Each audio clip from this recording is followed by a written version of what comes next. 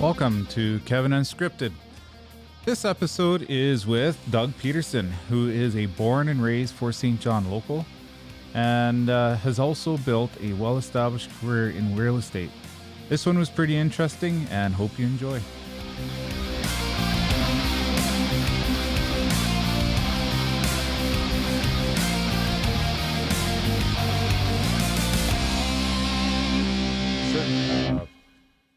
Born and raised in Fort St. John, born in the old hospital.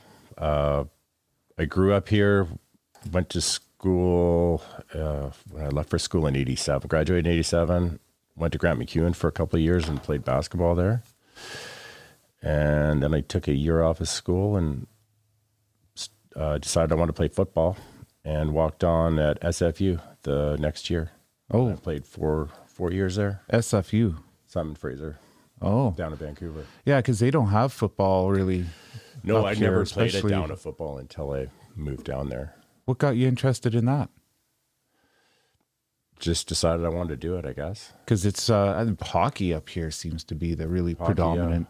A little bit of rugby. I Lacrosse. played a little hockey, but then very avid basketball player.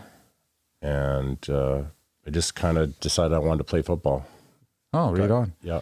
And- I wasn't going to go anywhere with basketball, so I thought I would not quite tall enough to do it quick enough. And how did you transition into football with it? Like, was there even a football team in Fort St. John? No, I don't know. I just came naturally to me. I started working out my last year at Grant MacEwan at playing basketball, and then I came home and all I did was work out for a year. Well, how old were you when you started that? I probably would have been 20. Oh, so you were actually graduated out of school. It's not like you're trying to juggle school and sports like football at the same time. No, I did. Like I played 2 years of college basketball at Grant MacEwan, so I would have been 20 probably. And then I went to SFU after that. Oh yeah. Played football, went to school. So you had to move down to Simon Fraser University, like on campus? Yeah, actually, the first time I went down to Simon Fraser, I drove down with Bob Zimmer because he was going to buy a Corvette down there. And then we drove it back through the Pine Pass in the winter, and he got rock chips. Oh, man. It wasn't a brand new Bentley. I can't remember what year it was, but that was pretty funny. Yeah, I bet. Those things can be pretty squirrely in the wintertime. She was a little racy coming back for sure. A couple of fishtails through the pass. Yeah, I bet. Trying to stay a little light on the throttle. Yeah. And fighting that urge. But it was, yeah. So that was my first experience with football. Is I would have gone down there in probably February of 1990. Yeah, it would have been 1990. Long time ago. So what were you taking at the Simon Fraser University? I did what did I do? I got a major in economics and a minor in accounting, business administration. And so you were taking that while you were getting into football? That's correct, yeah. And did they sponsor it? Yeah, I was able to get all my tuition covered, room and board covered. So I got most of my stuff covered. What kind of experience did you have playing football before that? Zero, none. So you got on to Simon Fraser University playing football and got sponsored. How did you? You just applied? Yeah, I just applied. I was a tall kid. I was big, and I played basketball. I played sports all my life, so I could move well. So I was a defensive lineman. So it's not rocket science. It's not a position that you've had to play your whole life to play professionally. It's just actually having a background in a multitude of sports is probably the best thing you can do. Yeah, just being for athletic. most of football, actually, other than maybe a quarterback.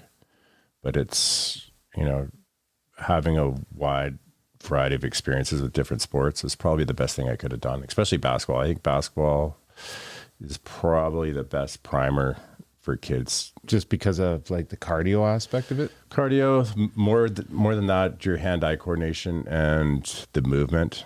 Like the movement, learning how to move your body properly, your feet properly, your footwork is really important in football. in any sport, really. Footwork is the key thing. And that's what cardio and footwork is, and hand-eye coordination are probably the three main things you learn from basketball. Yeah, and there's a lot of running. I mean, you're kind of covering, I don't know how much ground you would cover in the length or a period of a game. Like basketball, much like how football is a tremendous amount of running and moving around.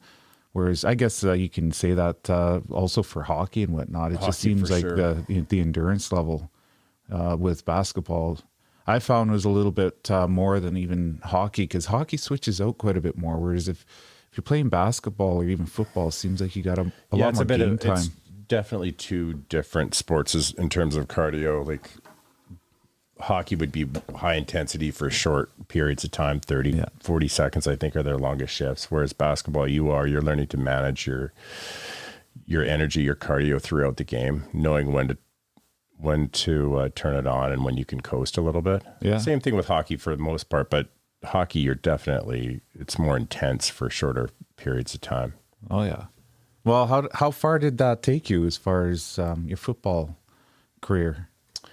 Oh, football? Yeah. Then I played 4 years at Simon Fraser. I think I got drafted into the CFL after my second year. And then I went back to school for 2 years because I wanted to finish my degree. Oh, yeah.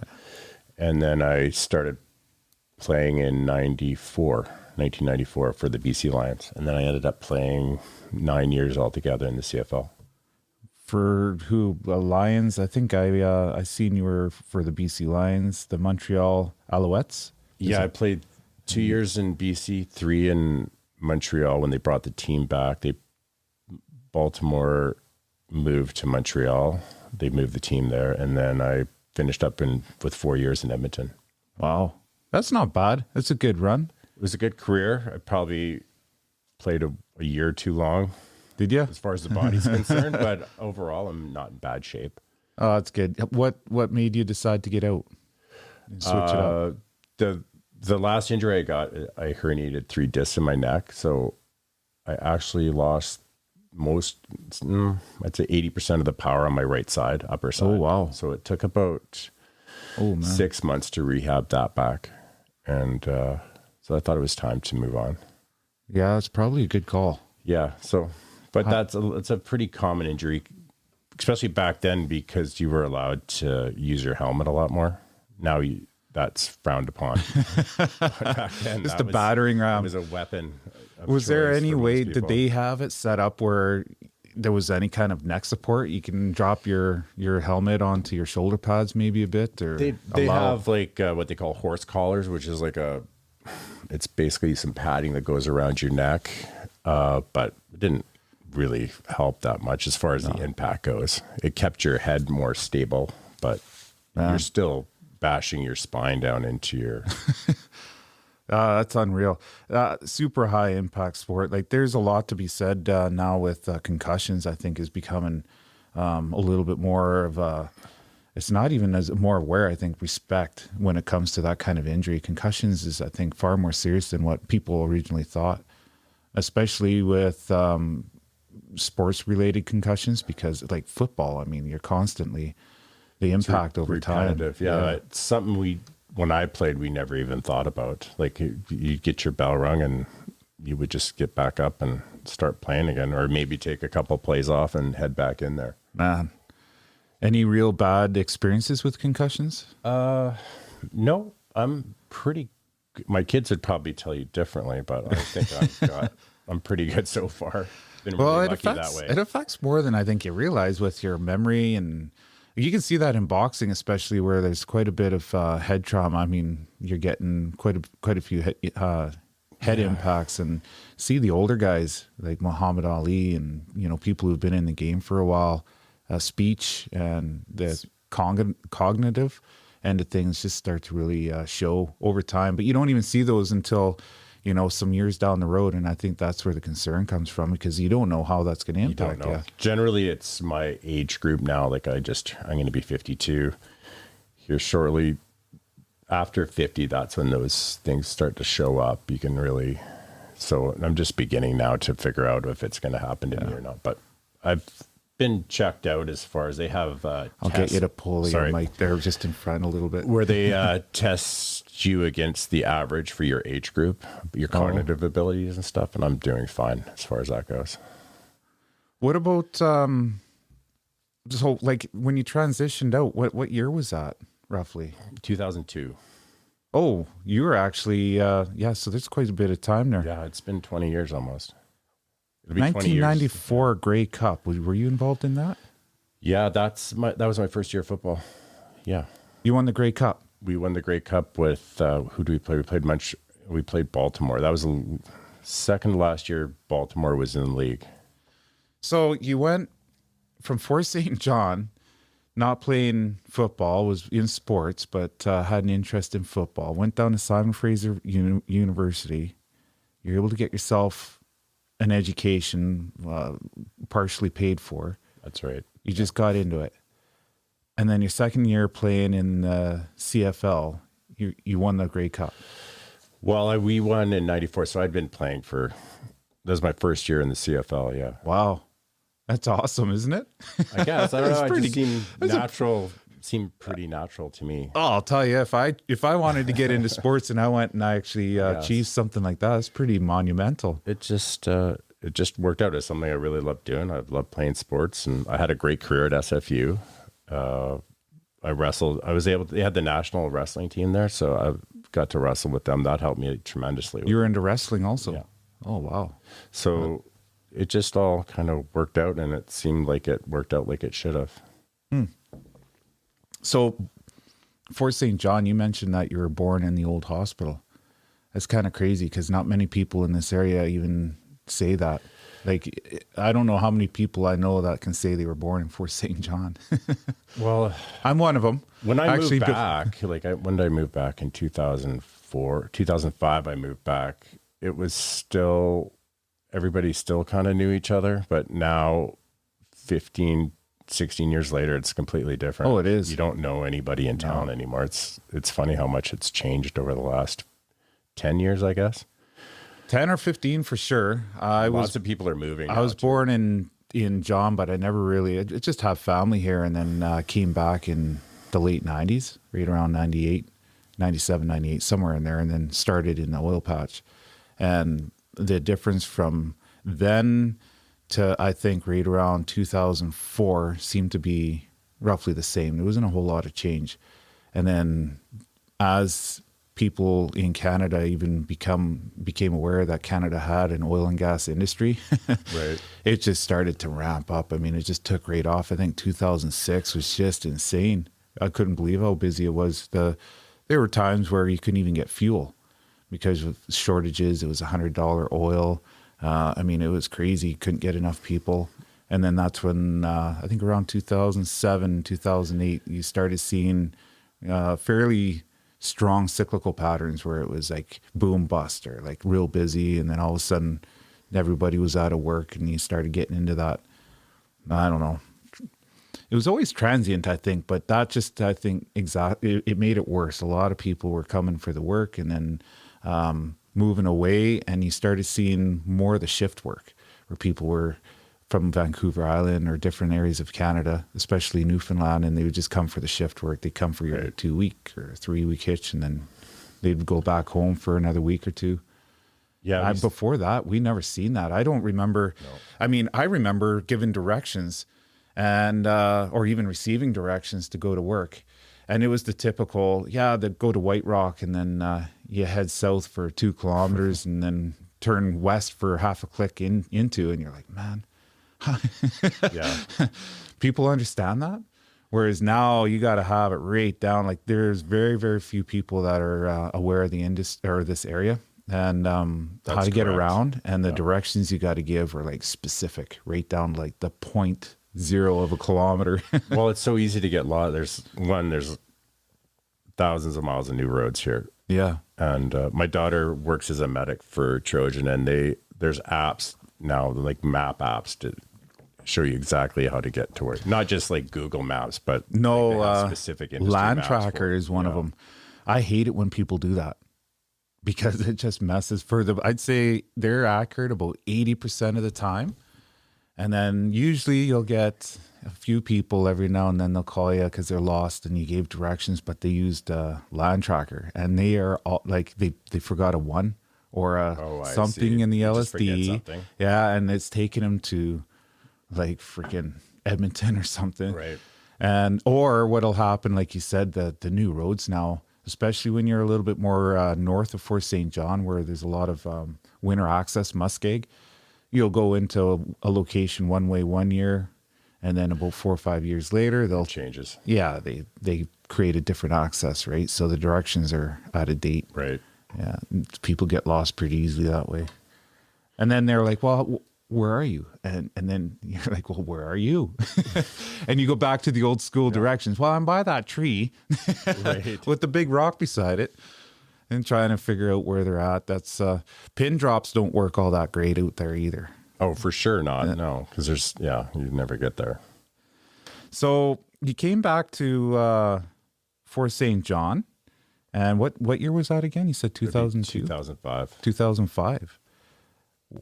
What happened there? You got into What did happen? We just decided I had 2 kids with my now ex-wife, and we just decided that we wanted to move somewhere where we're closer to family because it's hard raising 2 kids. And Fort St. John was My that mom place? and dad were still here. Oh yeah. So, sorry. And then my dad owned the Remax franchise, so I just decided to sell real estate. Oh, good. Give that a go. And So it was just kind of a natural fit. I always wanted to move home. I love Fort St. John. what about it? What about Fort St. John? Well, I had a pretty good childhood. We all I did was hunt and fish, play sports, and we used to do a lot of horseback hunting. So we spent our summers in the mountains, and it was just a really nice place to grow up. Yeah. When you develop roots like that, of course, it's pretty hard to walk away from. You know the term, once you drink the water. Yeah, I think raising a family, it's important to have family around, and not just family, but the extended family, your friends. And my parents moved up here in what had been 66, so we didn't have any other family other than the extended family, our friends and family, and that was always really important to me. Oh yeah. Oh, And now everybody's moved away, so, which is have they? happens in Port St. John. Everybody seems to be moving now. oh, everyone does seem to be they're looking for the southern border, the Okanagan area. I think just the winters. It's not. I don't think it's the actual winter part. I think it's the season, the fall and the spring that seem to make that winter season so long, and the mud on either end. That's right. I like winter myself. I love how sunny and nice and cold and crisp everything is, but that mud, it gets old. I It think gets as so you old. get older too, you're less willing to put up with the cold weather and actually do stuff. Like Yeah. unless you're into sledding in the winter or skiing or something. But as you get older, you're less likely to do stuff like that. So, you want to, it's a long time to be sitting in your house all winter watching Netflix when you're not working. Yeah, So that's I think- true. I think Especially if people are looking, you're cooped up. yeah, you're cooped up if you're not willing to go outside and venture out of the cold as you get older. Yeah. There's a lot to be said for that. Your mobility as you get older, it starts to drop, and shoveling snow and a lot of things start to get that much difficult. Yeah, especially when your kids leave the house, so there's nobody to shovel one to the do it snow for you? anymore. So, yeah. We're using it. Jody actually is pretty good at doing that. She's You're believe off it on or the not, I podcast. won't. Yeah, I won't. I don't even have to shovel. I'm pretty lucky that way. It's her cardio. It's perfect. Yeah, I like it. It works out for me. Yeah. So you got into real estate. What was it like in 2005? I think Must have been hopping because I remember we were 2006 just starting was busy. to. Yeah, I got in July. I actually took August off and went all of August off and went hunting. And then it was just starting to heat up in 05, like the fall of 05, and then 06, it was insane. Like we were starting, that's when we'd get into multiple offers, like kind of like Vancouver is now. And that lasted for about a year and a half. In the second half of 07, the market, like oil prices started to drop. Yeah. And 08 was kind of a disaster. The one thing that does save this area as far as real estate goes is that we have so much condo here, and that keeps us going even when we're slow. Like at least there's something here to keep people busy. It's not off the hook busy, but I know that we've been through 3 cycles now, this last one being the worst, but we've always had some semblance of work here in the oil and gas industry, even though it does slow down. Yeah. Relative to the rest of Alberta. Well, which is why the Condi and the pad wells, I think, definitely streamlined a lot, because before that, breakup would hit typically right around the April 10th or so. Road bans would come on, and it was pretty common just for everything to pretty much, I'm not saying come to a complete stop, but I'd say 80% of activity was stopped. And then pad wells allowed a lot more of that freedom, because you could sit on a well for a lot longer. And then as long as you're on a numbered highway and you can get 100% legal axle weight, and that oil company owned or maintained the road up to the highway, you're usually pretty good. You can mobilize quite a bit better. So it was, it was a good thing and a bad thing, because a lot of people that came into the industry would work year round. And then they started to get accustomed to a higher level of income, and then felt like they were immune. Right. Breakup doesn't happen to me. It's so busy. How can it ever slow down? And they're getting families established, and they're getting themselves into newer vehicles and feeling pretty good. And then all of a sudden something would happen and they'd slow down. And now, they had to generate at least 80% of that income every month to be able to maintain bills. Yep. And if you're down for a month or 2, or even 3 months like it used to be, you got people who are hurting pretty bad. And I even remember do you remember that Easy Homes in Fort St. John where you could pretty much rent everything? Oh, yeah. Rent everything. A laptop, a Nintendo. Right. It was in the mall, yeah. Oh, people were getting suckered into that. You'd go and rent yourself an apartment or buy a home, and you'd want to furnish it. Yeah, and it seemed cheap. $2 to rent a laptop for a month, and then, you'd go get furnished right up, and then you'd lose your job or it'd slow down, and you'd have these massive payments every month. And I know Easy Home. Oh, wasn't so easy. It was not easy. Well, the lure was, if I can't make my payment, then I'll just return it. Well, you're hooked up to a contract though, weren't you? I'm not sure. I think it was month to month, but when it slowed down, I think you just kind of tried to make those payments as long as you could, until all of a sudden it was your back was up against the wall. I know people who, they were renting beds for their kids. The whole 9 yards, washer and dryers and it's just so easy. Yeah, it was. And they would come in and set everything up for you, wouldn't they? Oh, it was great. Yeah. Sounded pretty nice. Oh, for a while I was like, what the hell? I've been sitting here working for 5 years, and then this other guy, you'd walk into his place, and it was nice. I'm like, man, I'm doing something wrong here. Something's going on. And then I started cluing in to that's what was going on. Easy Home. Yeah. I stayed away from it. I think that's the only thing that saved my bacon. Literally. There was some times there where I think if I would have bought into that myself too, I would have been just one of those people that would have lost everything. Yeah. Absolutely everything. When they're coming to repossess your kid's bed. Yeah. That's tough. It's a bad feeling. It's very tough. Yeah. So we've been through it a few times, like as far as cycles go. This last one has been 7 years now. So it feels like we're starting to come out of it. Yeah, it is. I don't know how many cycles. I guess distinctive cycles, but it seems like every year there's a new thing.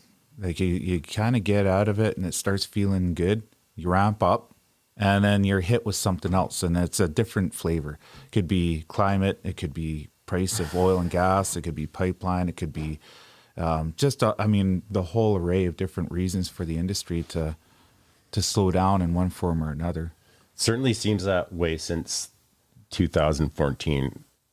I can remember, my clients say, like in 16, people say it's coming back. We just hold on. And then next year, 17, everybody was just kind of waiting for it to ramp up again. And it really hasn't until now. It feels like there's a lot of pressure on oil and gas prices right now for several different reasons. And it feels like it's going to go again. The one thing we're having, I think that's stopping a lot of this is there's so much pressure from Albertan companies coming in here and bidding, because it's really the only place that there's work. Yeah.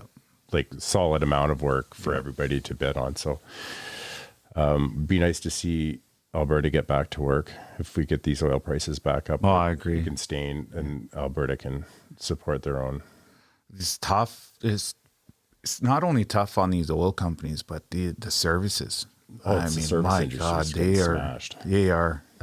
It's crazy how bad it is. Because what do you do when you're trying to build a crew and employees and stay in business and maintain the quality of knowledge and expertise, and you're so slow, you got to lay a lot of people off, and then all of a sudden you walk into a busy winter like what we're about to now, and then you're trying to supply. Yep. And that's where who's going to fill that vacuum, and where are these people going to come from?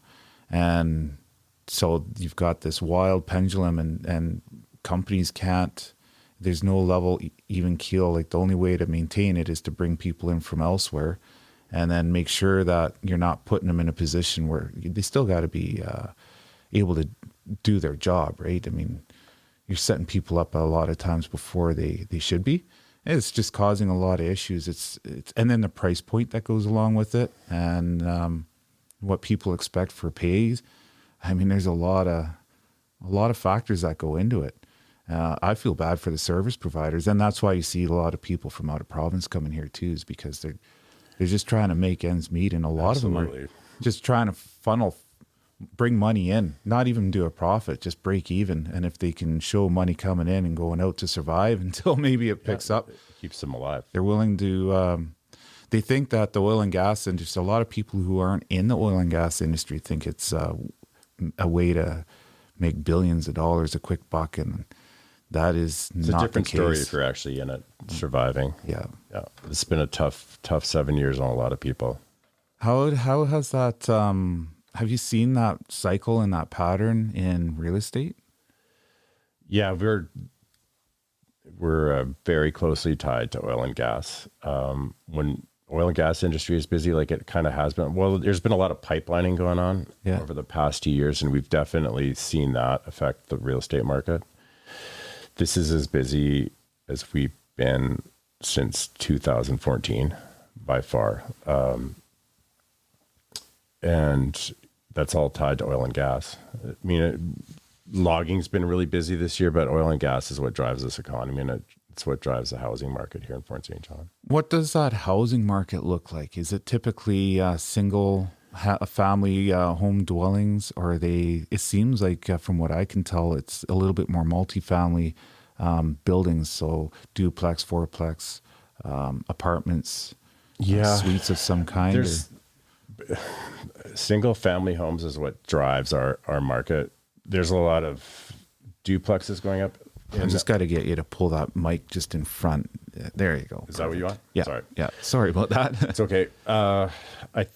We had a bunch of apartments being built in 2014 that had just got finished right before oil took a nosedive. So it took a long time to fill those up. And now you're going to see a couple of more projects going forward. We've finally got our listings down below 300. This is the first time since 2014 that we've had that few listings, which is a really good sign. Yeah. How's that a good sign? Well, like just as far as like if you're a seller, it's great because that means there's going to be pressure upward on pricing. And I think you'll see that going forward into the spring. Right now, it got kind of quiet in October, but the past 2 weeks have seen a flurry of activity. There's a lot of active buyers out there, and that, especially in the 3 to 450 range, that seems to be our mainstay right now. And you're going to see that. Those are first-time home buyers generally. Generally, that would be 21 to 26-year-olds. And those are the kids that have been the busiest pipeliners. There's been lots of work out there. The rates are still extremely low. Historically low. In fact, inflation right now is higher than your mortgage payment. Oh, really? There's probably a 1% differential right now. Like most people are getting in the high twos, 2.7, 2.9% still. And inflation, I think, for October was right around 4.5. Yeah, I think it even dipped down to 1.9 there for a while, didn't it? What's that? The interest rate, mortgage. Oh yeah, interest definitely. It's been historically. That was earlier this summer. I think it's Yeah, even you could last still fall get it 'em. was down that low. Crazy Especially if you kind of went from one bank to another and you're able to kind of definitely could. you had get in good 1.9, credit. You can for sure. I leverage think it. actually when I renewed my mortgage last would have been how long I've had this mortgage, a year. I got 1.78, Oh wow. and people were getting 1.5. So but there's going to be pressure now that inflation. There's so much pressure. You'll see rates start to rise. Yeah. Has to. 1.5. It's crazy what 0.5% does to your mortgage payment. Oh, it makes an incredible difference. How much of that money goes to principal and how much goes to Yeah, actual so interest. I was advising my clients if they could lock in for 5 years, lock in because it's not getting cheaper. No. Right. I did that too myself, but I went 3 and 4 years thinking it was going to go up, and then I kicked myself because it kept dropping and dropping and dropping. Nobody expected it to drop. We've never been in this kind of territory for a long time. It was awesome. Yeah, so Enjoyed it, but I'm a little bit worried, and I have been for a little while on when now it does shift. Like I said, 0.5% makes such a big difference that if it jumps even 1 or 2%, that's going to make a huge difference on your payments. It should, but it will have some effect. But you've got to remember those payments are locked in for 5 years. It's when it comes time to renew that you're going to have an issue. And now with the new mortgage qualifying rules, you actually have to qualify for a higher rate than you get. I'm not sure what exact qualifying. I think it's 2% above your actual interest rate. So you have to qualify for the posted bank rate. Is basically what you're doing. So if your interest rate, like if you end up getting like a 2% interest rate on your mortgage, you actually have to qualify higher than that. So you'd have to qualify like 4.5. So it offsets so that when you renew. So when you renew, you're okay financially to take that hit. So they're actually prepping the people who are getting into the real estate market right now, so they're not getting caught off guard. That's kind of right. like what happened with the States. Exactly. They're after 2008 with the housing crisis, like they were giving away free money basically to people, 0% down, and these incredibly low introductory rates at 1%, and then it would pop up to after 6 months you'd have a 5% interest rate. Oh. And so that's what crushed a lot of people, especially with a downturn in the economy. Yeah, and most people. So I didn't realize how many people. To that. A lot of people. Like it's true. A lot of people are pretty much paycheck to paycheck, even if it's dual income family. So you lose one income, the spouse loses their job or it slows down, and then your interest rate goes up. You're in a bad place. If you're in a normal economy, not like Fort St. John, where I think right now our average income is right around $95,000. Yeah. But if you're living paycheck in a big city and you go through a downturn, things change. Like we're very spoiled here as far as our income levels. Well, you don't realize it until you see shows like Discovery Channel have all these home renovation shows, and like down in Vancouver, where they're showing what was it? Love It or List It show was one that we were watching for a little while, and they'd go through a house and they'd tell you how much it was, and we're talking 1 million dollars for a home that would probably be worth 3, maybe on the high end 400,000 up here, and then they're going for a renovation that's costing $100,000 to $200,000, which I bought our first place for less than that. And it wasn't even all that long ago. Our first place, I think, tripled in value right around that time because we got really lucky. If you bought, in the early 2000s, your house has tripled in value over the last 20 years for sure. Yeah. What have you seen? So I guess going back with, comparing it to real estate in the Lower Mainland, what is that like anywhere else in Canada or BC, let's say, as far as real estate pricing? Is the Lower Mainland artificially high because of where it is in the population? Or is like the Caribou and the rest of BC kind of more in line with how Fort St. John is? I think overall, provincially, you're seeing pressure on pricing. Vancouver, the Lower Mainland, Vancouver Island, Kelowna, Kamloops, at Salmon, they're all seeing like extreme pressure on pricing, and you're getting into multiple offers on. Actually, I have a client that's trying to buy a condo in Vancouver Island, and we've lost out on 3 offers because there's been a minimum of 7 different buyers trying to buy that house. So there's 7 different multiple offers. Wow. Or different offers on each home we've gone into. That's the Lower Mainland. That's in the Lower Mainland. We're not seeing that up here. It's that in the Lower Mainland, I think you've got a lot more international interest that's artificially spiking prices too. I wouldn't say it's artificially spiking because there's so much money coming over from Southeast Asia into Vancouver, which is inflating prices there. So it's causing the inflation. So those people that are selling their houses in Vancouver are moving out to the island or to Kelowna, Kamloops, Salmon Arm, Vernon. It's very popular right now too. And that's what's pushing the prices up in there. You have to... International interest. No, it's like the people from Vancouver that are selling. Oh. They're selling to people. Let's say we're making a generalization here, but a lot of that money from Southeast Asia is coming in. The people in the population in Vancouver is selling. They're either moving to outside Vancouver, like in Abbotsford, that area, yep, or they're moving to Vancouver Island or Kelowna, Kamloops, and pushing prices up there. Why is that? Well, they can take, let's say they sell a house for $2 million in Vancouver. You can buy that same house, or at least you could anyway, in Kamloops or Vernon for half that, or you can go to the island now. Now the island is seeing extreme pressure there too, as far as pricing goes. It's the nicest place in the world to live. Vancouver Island? I agree. Well, I just mean that whole lower mainland. Yeah. We've got a stable government, great economy, and it's a beautiful place to live. Vancouver's temperate. Yeah. And it's comparable to Johannesburg. Like, it's a beautiful place to live. City, stable, secure.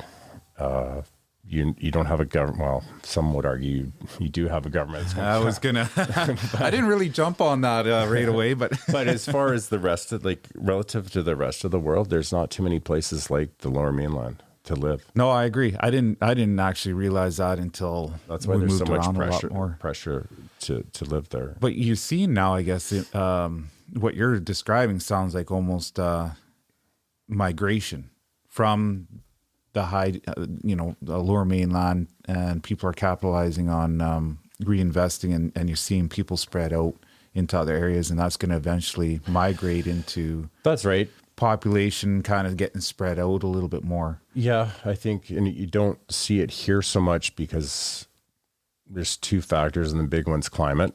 Yeah. If we had even a shorter, like what you described about the fall and the spring on either end. I mean, I can get through the winter, but it's like another 6 weeks on either side of there. You got to suffer through dirt and mud, and then it's cold one morning, nice the next, and it's tough. As much as I love fall, and the spring I find is the toughest because you're just ready for it to be nice and warm out, and it can go till the end of May as far as we still have snow here easily. Sometimes. Well, and you'll just get right into wearing shorts, and then all of a sudden you get hit with a wet and dump I think, of snow.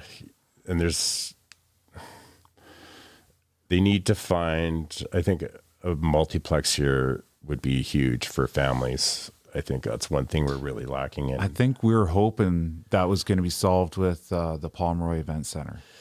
Which I don't think is quite hitting. It was never designed for that. No, well, that's unfortunate. We do have that in no, it's not in Canada. Now it's Ovintiv Event Center in Dawson Creek, which is kind of taking some of that pressure off because they're bringing in, or they used to anyways, bring in quite a venue of events ranging from. I think you need somewhere for families to go, especially with young kids that aren't in school. They need somewhere to go where moms can sit there and socialize and have their kids do something, because a lot of these women that are families that move up here, they're away from their families and they have nothing to, they don't know anybody. And it can be very tough on families here. Especially in the winters. I think they need to figure that out. If they want people to stay here. So this little uptick, you're talking about the price of homes kind of going up, and you're attributing it to a little bit of the pipeline. Well, we haven't seen really a pressure on pricing yet. It's been very strange. As busy as we've been, there's been no pressure on pricing as of yet. I think we're going to start to see that as we get into next year. Is that because a lot of the workforce right now are from out of town or even out of province in a lot of cases? That's part of it. I think there's been two things that have big impact on housing here, and one is when the oil companies decided they didn't want people driving back and forth to work, and they were forcing people. There was a stretch there for 3 years where they were really trying to force people to stay in camp, so they weren't on the highways. Mm-hmm. That kind of, I think a lot of families decided then, well, why is my family moving up here if I've got to be in camp? Yeah. And I think a lot of families made the decision to move south, and either the wife or the husband can come up here, work for 2 weeks, take 2 weeks off, and like all shift work. I think that made a big change on how people viewed living and working in Fort St. John. You're seeing it now. And we're seeing it. I'm seeing a lot of people in 35 and upwards that are looking for a way to move to Kelowna or Vancouver Island, and still work up here. Yeah, that was part of that whole transition, like what we were mentioning earlier with the pad work, and you talked about condi and whatnot. That was, I think, part of the transition, and then the downturn too. The transition into people from out of town coming in and supplying that void or that need for the workforce. Very few people now seem to be working locally. I'd say what I see anyways is we're talking 70% of who I end up actually interacting with at work are all from out of town. Very few people that I see typically are local. The ones that you see are more local are like supporting services. Like maybe the ones who are into transport, so tank truck drivers and people who are established here. But when it comes to like service rigs or drilling rigs or pipeline, all these bigger projects and bigger companies, they're all from out of town, which is, like I was saying earlier, a big shift to how it used to be, because it was a lot more before 2006, where a lot of these people were. It was all local. It was, yeah absolutely. Do you see companies? I hear a lot of companies buying crew houses. They'll buy a home, but it's a company owned home, and then instead of putting them in a hotel or even camp, they allow them to stay in a crew house. Yeah, we see that.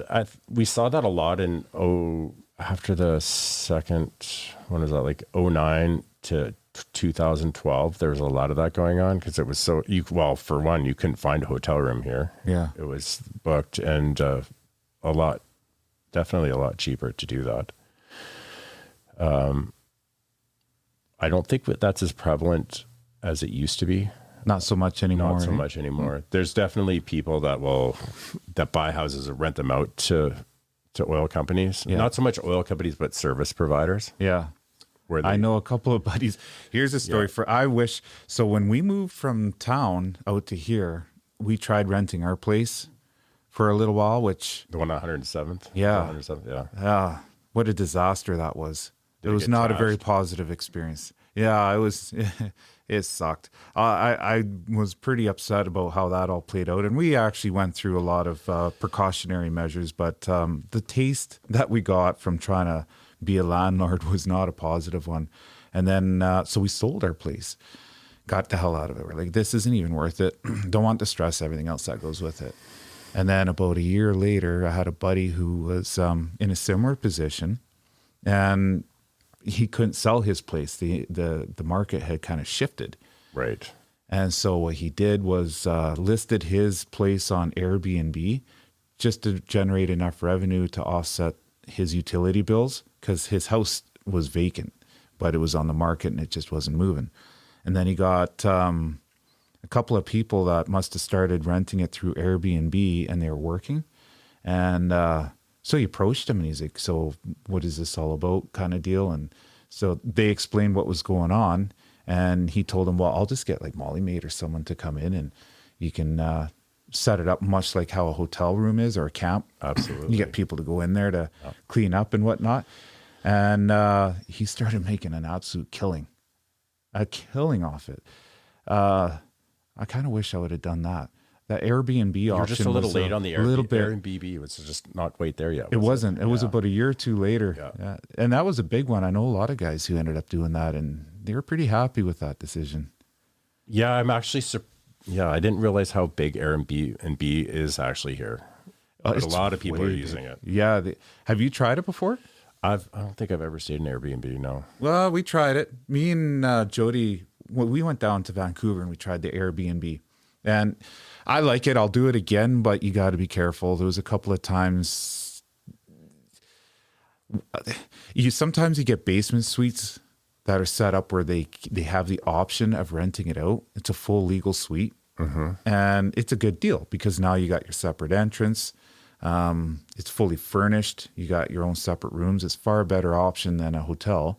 And it's usually about 2/3 or even half the price. Why do you like it better than a hotel?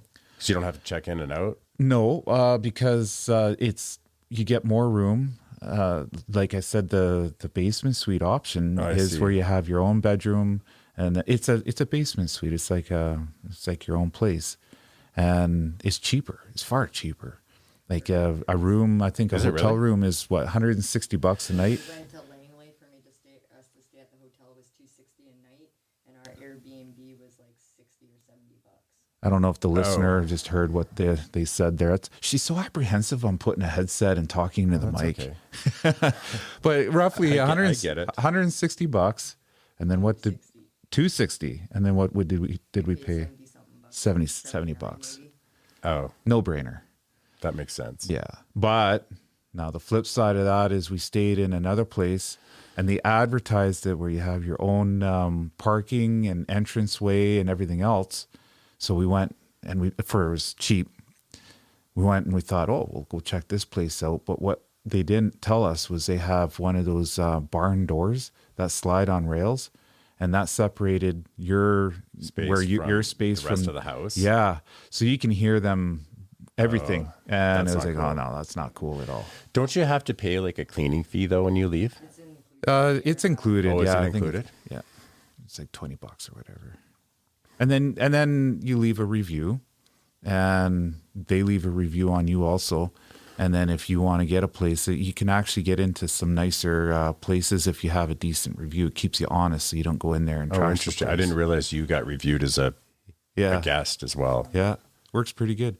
And I think a lot of the guys who are renting in Fort St. John to companies is because you have that quality control built into the system. Right. More like a hotel room than renting from, you can go after somebody, especially if it's through Airbnb, if they trash the place. Yes. Whereas if you got a renter, I mean, the renters are so empowered right now. Like with our experience, it wasn't even worth it. I would much rather not even get involved. But a lot of guys are taking their homes, and if they're not going on Airbnb, they're renting it out to a business. And once it's a business setting, it's completely different. Absolutely. What was the biggest? Was it hard to get rid of your tenants? Yep. It was extremely hard to get rid of them. Were you on a lease or were you month to month? We were month to month, but I rented it privately myself, and then had a bad experience. And then I thought, well, let's go through a managing company like Sterling, or we ended up going through another realtor company. And they even had to do a credit check. They did all that stuff. Yeah, and they handled it for you. So I thought, oh, that's a pretty good deal. You're getting hopefully a decent family in there. And that didn't turn out to be in our favor. They made the payments, but the place that we had in town, we knew our neighbors rather well. And we were getting phone calls about a lot of different things that were happening that were kind of concerning, and there was nothing we can do about it. And so that escalated to the point where we said, okay, well, we're going to sell it. And our tenants at the time wanted to buy. So we said, well, let's just sell it to our tenants, and that might actually work out. We dropped our asking price quite a bit to try and make it a smoother transition, but they weren't in a position to get into a mortgage. So then we started viewing the place, and that's where things really started to take a downturn because they just didn't want to leave. And that's the problem. Yeah, I see that lots. If the tenant doesn't want to move, they can make it very difficult. Yeah.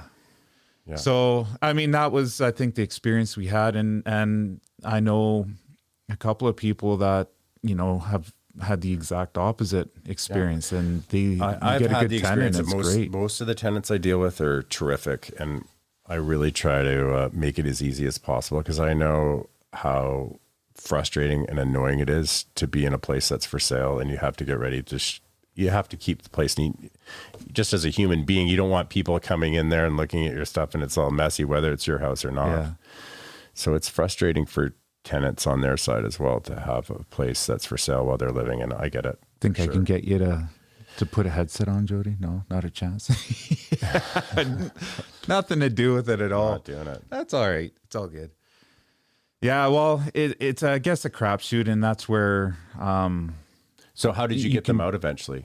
Finally. Oh man, I think what did we do? Did you? Yeah, we it? went to court. Oh, you guys actually it. had to go to court. Yeah. It was, and then we were stuck with the repair bills. So what it cost us over that time period from when we lived in it to when we sold it, and we had different tenants in there, because we had sunk well over $100,000 in renovations while we lived in the place. So it was in immaculate condition when we rented it. Then when it was turnkey and we're like, okay, do we rent now or do we sell? And we went with the rent option. And then I think over a period of a year or so, 6 months. And then, yeah, it was a year plus or minus. So within a year. Yeah, we sold it. And when I went back into the place and we did a inspection, I think we sunk another $30,000 in repairs. We didn't finish it. We just left it, sold it. Yeah. So I love that street. That's such a nice street. 107th, right by Kearney there. It was a nice street, but one of the reasons we left for a few different reasons, but one of the reasons we left was because the neighborhood. Well, it was the neighborhood. You could see the shift with all these other new neighborhoods developing. That neighborhood was turning into more rentals, yeah. And then the environment and everything just started going downhill. And we're like, okay, where are we going to be in 5 or 10 years from now? Is it going to? You had the two schools on either end of where we were, which is amazing, but the quality of that neighborhood was getting to the point where we're worried about. Like there's a lot of theft all of a sudden, a huge uptick in theft, the amount of parties and just things happening. We're like, okay, we need to maybe either move out of town or relocate within town because we've seen where it was going. So we kind of made our move. And I think it plateaued. The neighborhood, I think it's fairly decent right now. So I don't know if that was a good judgment call on our end at the time or not, but well, moving out here wasn't a bad idea. Out of town by far is the best way to do it. Yeah. Have you seen a lot of people relocating out of town? Is there a demand for people getting out of town into a rural area? Yeah, we ran both this fall and last fall. We've run into a shortage of out of town properties. It's people. That's the general pattern. Is people have kids, like they get married, have kids, they buy 1 or 2 houses in town, and then they either buy the big house in town or they decide we need to move these kids out of town and let them have a place to run around. So it's pretty standard. Yeah, we had the same. That was another reason why we moved out of town at that time, is we had kids and we were in between them two schools, and we felt like it was just going to be a little better lifestyle if we moved out of town and had a little bit more of a filter there, so to speak. A lot happens in town that you don't really, I don't know, you just get a lot of good and bad. Sometimes it's nice to get the kids the hell out of there. I grew up out of town, and I always wanted to grow up in town because you're always kids in town always got to hang out together because they were just lived down the street. Whereas I lived out in Charlie Lake, so I had no, my friends live 3-4 miles away at the closest. So you're trying to go back and forth. So that kind of, if you're growing up out of town, it sucks. yeah, it sucks. I don't think it's there's actually any as a kids that parent, really that's what like you it. want your kids to do. Yeah. And then there's a shift somewhere As a where kid, you it start sucks. having a family and you go from not wanting to live, you want to live in town, and then all of a sudden now you see people trying to shift out of town for the exact same reason.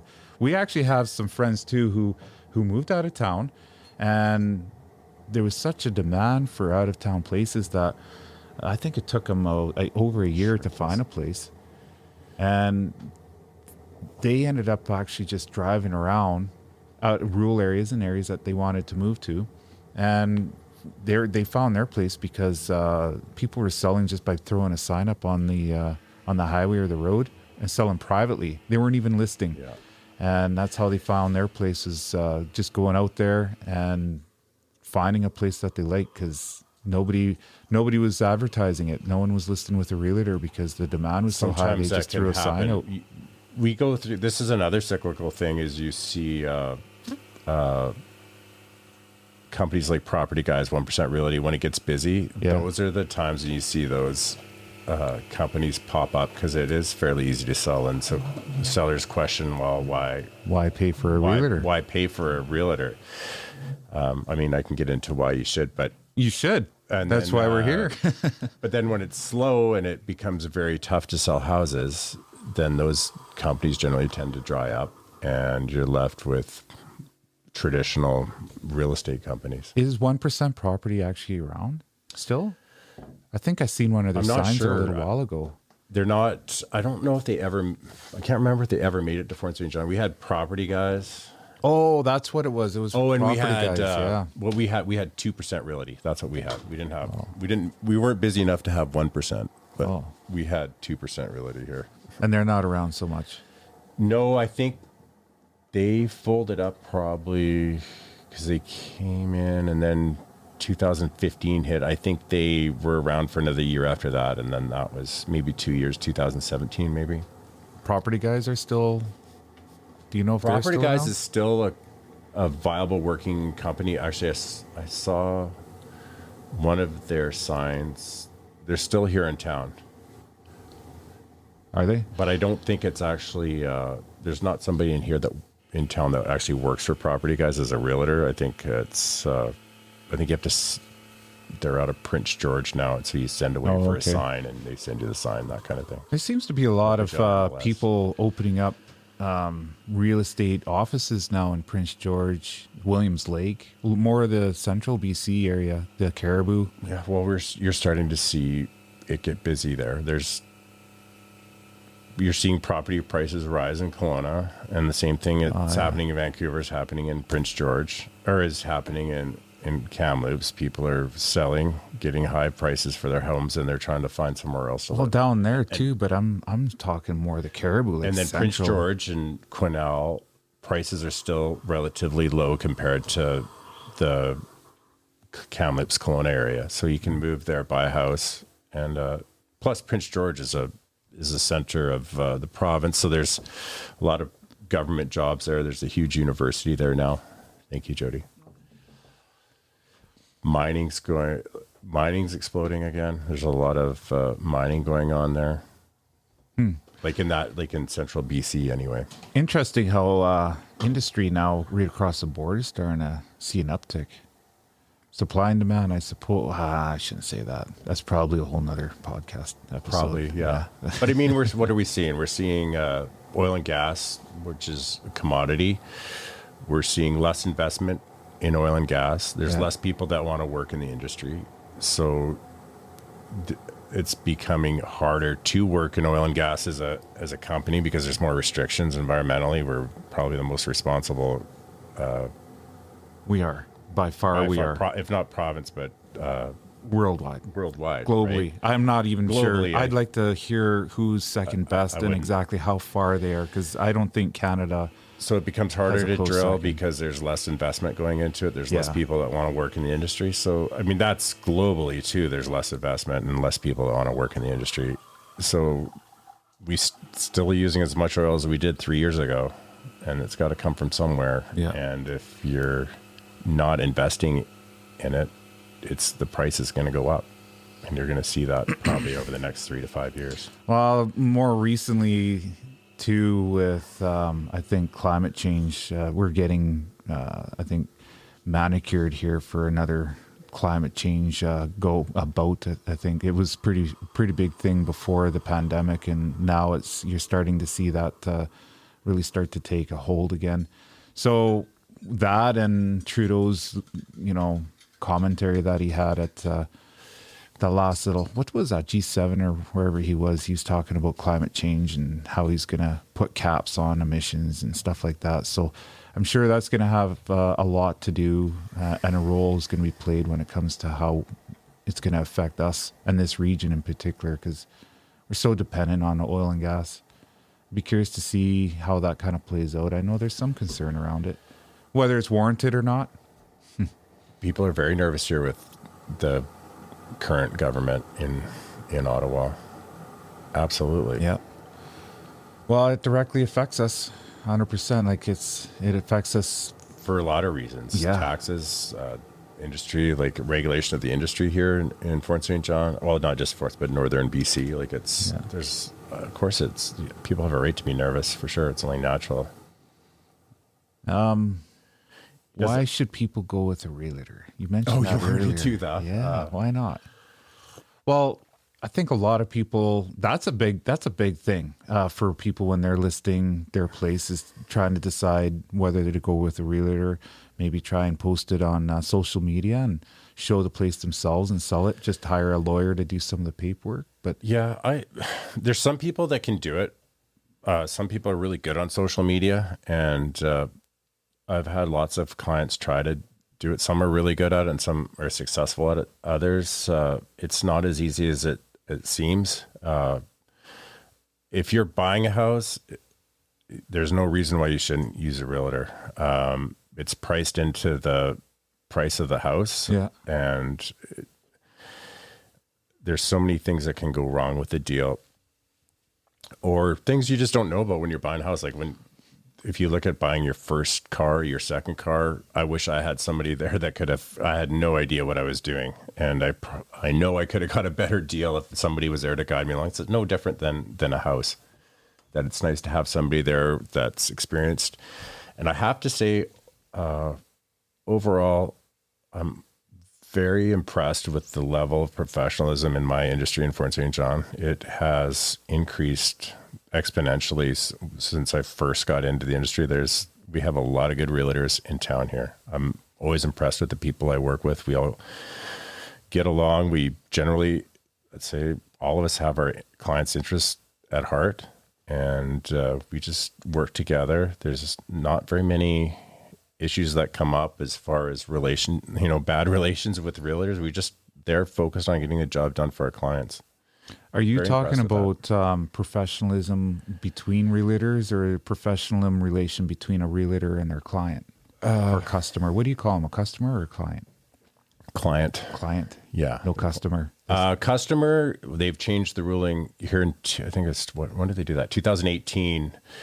They made a distinction between a customer and a client. A customer is somebody that you're not under an agency relationship with, whereas a client, like if you and I were to go look for houses, I'd become your agent in real estate. Okay. So that would give me certain, I'd owe you a duty of loyalty, a duty of full disclosure.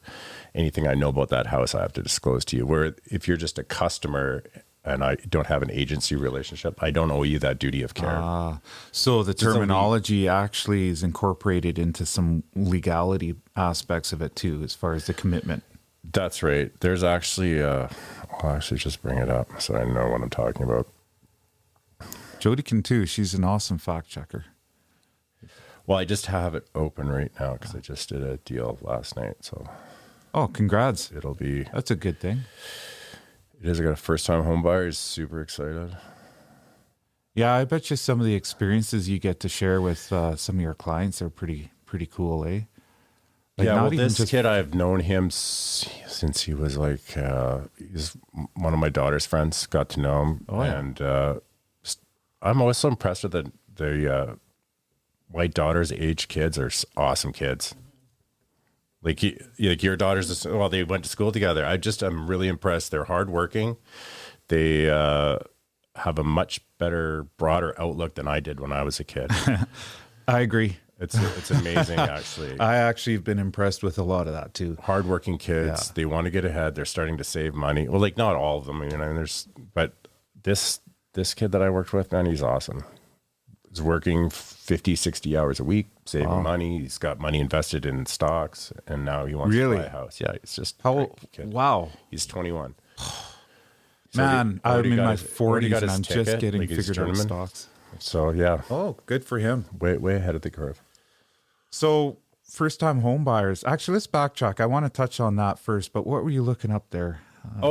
When you meet with a realtor, the first thing we're supposed to do is have you sign a form. It's basically just an information brochure, but it details the difference between a client and a customer. So if we form an agency relationship, I owe you a duty of care. So I owe you full loyalty. So I always have to act in your best interest. Full disclosure means that I have to tell you everything that I know about if you're buying a house, like everything that you would want to know. Like if I knew the roof leaked like 3 years ago, I would have to tell you that, right? Yeah. I can't, I have to avoid conflicts of interest. So I can't work for two parties at the same time. See, that's interesting because you still kind of see that a little, or I shouldn't say still. You've definitely seen that quite often in the past.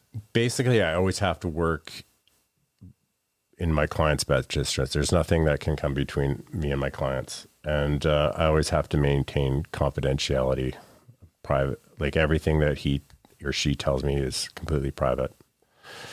The one rule change that they did make, which probably you're referring to, is in 2018, they took away what's called limited dual agency, is where if I had your house listed and somebody called me up and wanted to see it, I could also write a contract and act for both parties. Ah, okay. They got rid of that in 2018 or 2017. So we don't have dual agency anymore. You can still write a contract, or you can't write a contract, but essentially you're not working for both parties. But as long as you don't form an agency relationship with the buyers, they can act on their own. So you can't act as a dual agent, but a party, like a buyer, can write on one of your houses. So you're not acting for the buyer, but you're taking they don't have a realtor with them. Okay. So you're not acting as a dual agent, but you're acting solely for as long as you're acting solely for the sellers or solely for the buyers, you can still do that. So that's the only amendment as far as, what is that you read there? Is that like part of being a realtor? There's like They've changed the name of it. Now it's just titled Your Relationship with a Real Estate Professional. Okay.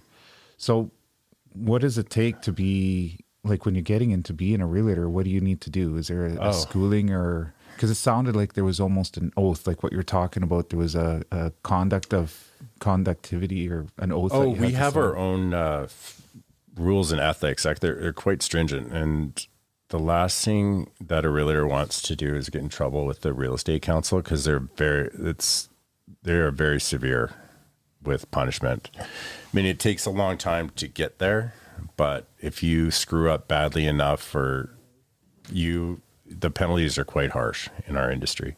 Penalties, so fines, suspensions of license. Like it doesn't sound like a big deal if you get your license suspended for a week or 2 weeks, but it is, because you have to go to each client and tell them and transfer that listing to somebody else, and you have to explain to them why. Like it's quite strenuous on you. Yeah. Yeah. But generally now they've increased the fines and they've increased the suspensions.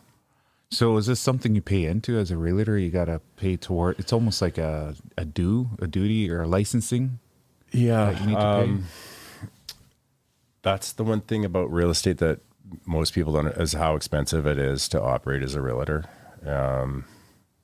My monthly expenses, just like for office dues, and probably run about $3,000 a month just so I can come to work. That doesn't include any advertising, vehicle or phone expense.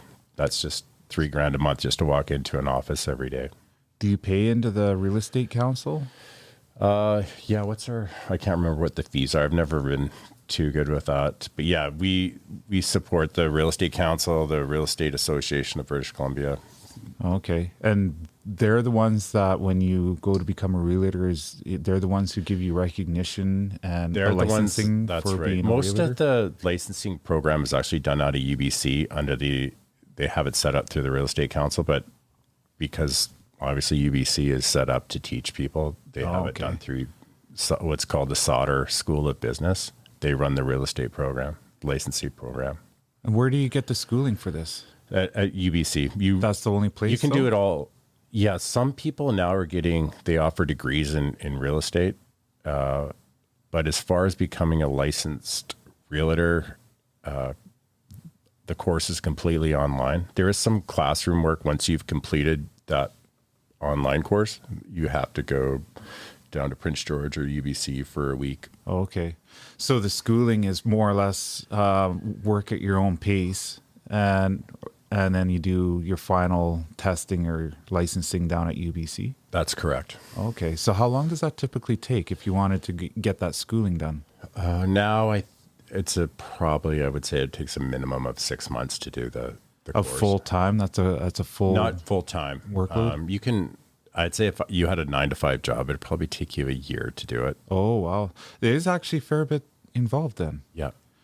They've increased the educational requirements since I've been gone, and since I've taken my course, and you have to take 2 or 3 courses every year to stay licensed as well. Oh, you do? Yeah. Well, I think that's like a lot of trades So different or than being a professions. teacher or doctor. Yeah, exactly. You just got to keep up with the times. And then that's just, I guess, something that is sent to you. You review, sign off on it, acknowledging that you've been updated with whatever the industry changes are. Yeah, they send out newsletters once a month to keep you updated. Oh, okay. But your courses are done through either your board office. Our board office here is out of Prince George. We're part of the Northern Real Estate Board. Oh, okay. And it covers most of Northern BC, but Dawson isn't in our board. They're with the South Okanagan board. It's not the South Okanagan board. It's something else now. And you'd be able to pretty much take this course in the evenings if you wanted to, if you had a job and you wanted to get Whenever you into wanted to work, yeah. That actually works. That's nice. It's an option for people trying to transition into maybe that profession.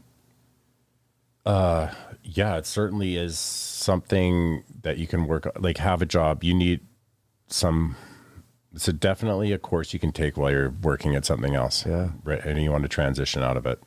So this once you get, is it a ticket or a license that It's a license. It's a license. Once you get your license, then how does that look? You look at different companies like Remax or Century 21 or whoever else, Royal LePage kind of deal, and you say, I'd like to join the team, so to speak, and become a realtor. That's right. And what does that process look like? Is there like an approval process or? Well, it would be generally just a sit down interview, just like any other job interview you would go to. Yeah. Are you your own entity then, as far as a realtor within that company? Yes, you can. I don't know if there's any teams left. Are there any more teams left? Used to be a big thing between 2005 and 2015. They have a lot of teams down in like bigger centers. A team, like what does that involve? Well, when like Trevor, who used to have team used to have a couple of realtors working under him. Like when he was really rocking in real estate, before he kind of slowed down, he'd have 2 or 3 people working for him. So they would take out, basically they were buyer's agents. So people called, Trevor, I think, always remained kind of the listing agent. So he'd list the houses with the sellers. And then he had people when he got calls on those houses, he would have the realtors underneath him go show the houses to those clients. That's kind of interesting, isn't it? But you Isn't see that kind a of lot like in the bigger job centers. of Remax? What's that? Isn't that, because he was with Remax, you're with Remax. So when you call Remax, aren't they the listing agency? Like all the pictures and the listing and everything is processed through them onto MLA? The Remax is just the brokerage house. Okay. You as a realtor are actually responsible. You're your own entity in a sense, for sure. You want to kind of brand your name with that brokerage, so Remax or Century 21, I guess, if you wanted to kind of have a team build up within. Right, that's exactly right. So I don't know. There's Elite Realty in Edmonton is part of a Remax brokerage out there, but they have the head of the team, and everybody works for Remax, but they're all like the people on his team are working underneath him. Oh, okay. So that takes care of so everything's branded towards Elite Performance Realty or whatever it's called. And advertising, is that expensive? Or is there like a package you can get within Remax? The whole real estate's expensive, but you're seeing big change in real estate with Instagram, Snapchat, social media has, you're starting to see agents brand themselves more than the actual brokerage. Like we have to have our brokerage in all our advertising. We have to have the name of the brokerage, the address and the phone number of the brokerage. Yeah. But within that, we try to do our own branding. So us as individuals stand out more than the brokerage. Well, is there something you can do for advertising within that brokerage? Like, could that brokerage say, okay, because now we're a brokerage, we get a deal for advertising and we can do radio, or we supply banners or posters or sold signs, like everything else at a make it more feasible for people to advertise? What they do is like with Remax and I think Century 21, they do have Remax actually has a pretty interesting, massive website where they have marketing materials that you can easily brand into your own. Okay. The reason Remax all started, like Remax is the first major brokerage to do this, is that prior to Remax, realtors would work for a brokerage, but they would do a split, like a 60-40 split. So 60% of the income went to you, 40% went to the brokerage. Well, if you're a really good realtor, you could be making $200,000-$300,000 a year back then, which when you think about it, so your brokerage is getting a third of your income, you're getting 40% of that. Yeah. Wow. So what Remax did is said, look, we want top agents here. So what we're going to do is we're going to put you on a desk fee. So all you have to do is pay us $3,000 a month tops, and then you get to keep 100% of your commission. Oh. So that's why Remax actually became so powerful and such a name synonymous with real estate. Almost like, so because they got all the great realtors because they weren't paying a split anymore. Franchising. They kind of went with a little bit more of a franchise template. Yeah, you could say that. But there was Remax franchise, or there was franchises before that, but Remax was the first one to go with that plan where you just paid a desk fee rather than a split, and that made a difference. So that's a huge difference in that's part of your overhead. Then is you're paying brokerage fees to Remax. I'm paying a desk fee to Remax. I don't. Okay. We pay. Yeah, that's how we do it. We don't really do a split anymore. They got rid of the split. When I was at Remax, I bought into the company. We didn't do splits. When you're talking about real estate as a realtor being expensive, what is the typical overhead that you have, that like the monthly fees and payments? Well, it's $3,000. I'd say you're probably looking at close to $80,000 a year by the time, like if you're factoring in your vehicle payment too, and your cell phone, all your advertising, I mean, it can be between $70,000 and $100,000 a year. That you're paying for overhead? Yep. Oh, that adds up. Yeah, it's not cheap. How much of that is fuel? For me, it's quite a bit. I'm feeling up like once or twice, twice a week, right? So vehicle we don't have transportation fuel cards, is the biggest, one of the biggest overhead costs. Eh? Well, if you're like anybody, if you're buying a vehicle, it's at least $900 a month for your payment. Oh yeah, plus insurance and gas. Well, like you were saying $2,000 a earlier, month. you need a pickup pretty much. Yeah. In this area, you need a fairly. You're looking at I don't even know what vehicles are worth now. They're getting outrageous. Well over $50,000 at least anyway for just a. I think for a pickup you're starting at 50. Yeah. Yeah. For half ton gas XLT. Yeah. Well, so then what is the selling feature that a realtor is bringing to the table? When it comes to buying, you're kind of outlining the fact that, there isn't much of a cost to the buyer. They're just able to get representation. So when it comes to the seller now, where's the advantages if you're wanting to sell a piece of property to go through a realtor versus maybe trying to social media, take pictures yourself and kind of manage that on your own? I think the major thing is there's two things. There's exposure. We're very good at getting marketing, how to get your house, your property, the most eyeballs as possible.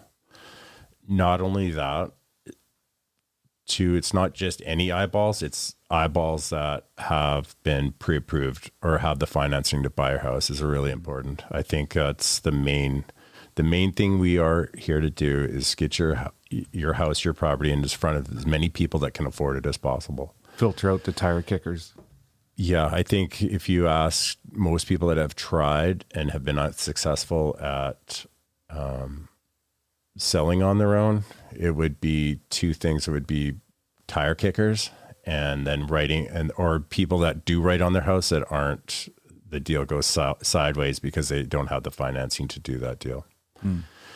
The other thing that's really important is your relationship as a realtor, is your relationship with other realtors. It's very important to maintain good relationships with them for a couple different reasons. You don't want realtors avoiding your house because they don't like to deal with you. That can happen. It makes it harder to sell your house if you're not, you don't need to be friendly, but you definitely need to be professional. Professional, yeah. Right?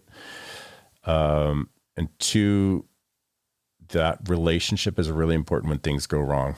Let's say you do your inspection and there's something wrong with the house. You have to negotiate that deal, or if your buyer needs more time, it's really important to have a good relationship or be a professional relationship with those other realtors so you can get things done.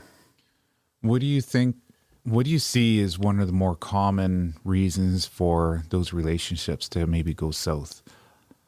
Personality. It's personalities. Yeah. You gotta work it's together. No different than any other profession. Like whether you're a doctor or you work in the oil patch, there's some people that just don't know how to get along well with others. Yeah. In real estate, where a lot of type A personalities are, it can be hard. And that's why I think we have a really good bunch of realtors here in town. We are all pretty A-type. Is that what you meant earlier with the professionalism? It has improved. I think it's because people are able to work with other customers and other realtors a little bit. The professionalism, the ability to, I think, keep the personalities. I think that's been key. Two is the changes to the real estate act have also forced us to get along well with others, because you can't double end your deals anymore as much as you can. There there is a way around it, but it's pretty hard to pull off if you fully explained it to your clients. In some instances, if I have a house for sale, like I don't do houses, but like for a property out of town, there's not many people that know that property like I do. Like there's not a lot of people that spend as much time out of town as I do. So I know that. So putting them in the hands of another realtor that doesn't know as much as I do about the property, that's the one thing I don't like about the not being able to act for both parties, because it's much easier. And I think in some instances, both parties get a better standard of care because I can explain to them. Yeah. For one, I know where the property is. Like a lot of the realtors wouldn't know where it is or how to get there. Yeah. So I think there's that aspect of it. But overall, I think it's been good for the industry because it's forced us to work with other realtors more. And because I'd have to refer those buyers out to somebody else. Yeah. Well, I've noticed that in every profession too. People start to build a bit of a fence around themselves. I mean, that's part of branding and Sure. everything that goes with it. You want to end up being, or at least perceived as the best, and people go to you. I could definitely see how that would cause a lot of tension between realtors and even, I guess, through other customers. Well, it really comes down to money, right? You don't want to give exactly. that. You're giving away commission to another realtor when you send those clients to them. Have there been skills that you've developed to try and overcome that dynamic? Like you must be getting better at it the longer you're, like for someone who's actually first becoming a realtor, I mean, navigating that landscape and being able to work with other realtors and keep that customer relation open, people skills is big. And I don't think some people are better at it because of their personality traits, but at the end of the day, there's a skill there. That's why salesman is a skill you develop and you learn. Absolutely. I think being successful at real estate makes you a better realtor. You're less prone to make mistakes because you're more relaxed. You're not like when you first start out, you're pretty hungry. So you're trying to scrape any deal you can together. You're trying to force stuff. I think what I've seen anyway is most people that get in industry when it's not busy, they try to force a lot of deals or put deals together or pressure. Yeah. Whereas if you're experienced and you're very successful at it, there's no reason to pressure your clients to buy a house.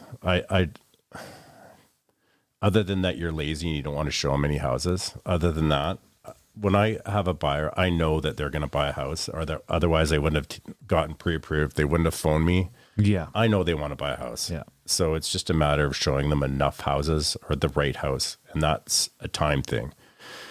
Other than that, there's no reason to pressure your buyers. Well, when it comes to some of those techniques, I mean, a little bit is a combination of psychology, people management. I mean, there's a lot of factors that I think go into play when you're dealing with customers and other realtors. So are those things that you learn about, or at least they touch on when you're going through some of the schooling? No, I think the unfortunate part of our licensing and educational program is it's not about how to actually sell. It's how to stay out of trouble. So how to write proper contracts. Yeah. It doesn't teach you how to sell houses. That's too bad. It is. It's unfortunate. I think they should definitely, because you're basically, when you start real estate, you've got a bill there. It's $3,000 a month, and you've got to learn how to sell. If you have no experience, like selling trial cars by fire. or retail, you're just going in there and the brokerages don't have time to teach you how to sell real estate. Management in general, people management, people skills.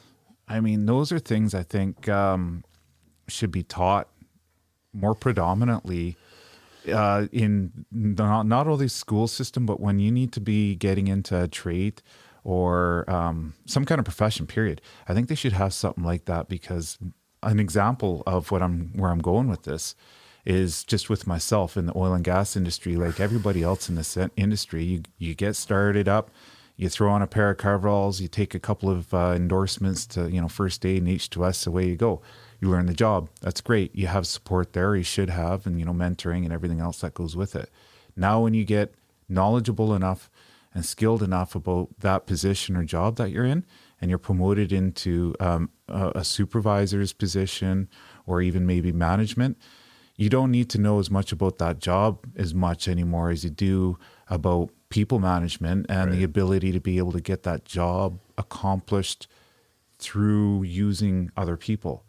And there is a skill there that they're not teaching people, and it's crucial because now you've got those people who are asshole bosses or pushovers or all these elements just because people all of a sudden know the job, but they're put in a position that they need to learn all these new skills, and you're kind of trial by fire. And if you had a little bit more of an understanding of the dynamic, personal skills, how effective can you now be? Because that trickles into morale and the work environment in general. And you were talking about the professionalism with realtors, and that's probably what you're looking at or addressing there is how are people now able to communicate with their customer?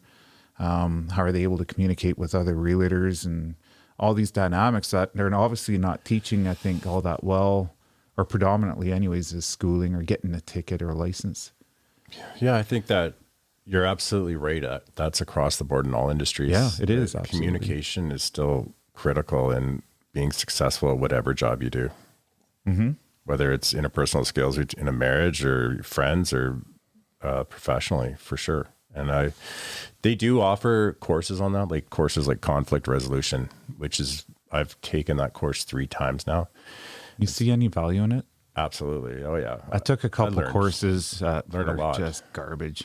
Oh really? No, this, yeah. I mean, it doesn't take much either. As long as you explain the psychology and just relax. And I think for the most part, if somebody's having a bad day, just sometimes that's all it is. You shouldn't let that reflect on your relationship with them going forward, because you don't know what's going on in their life.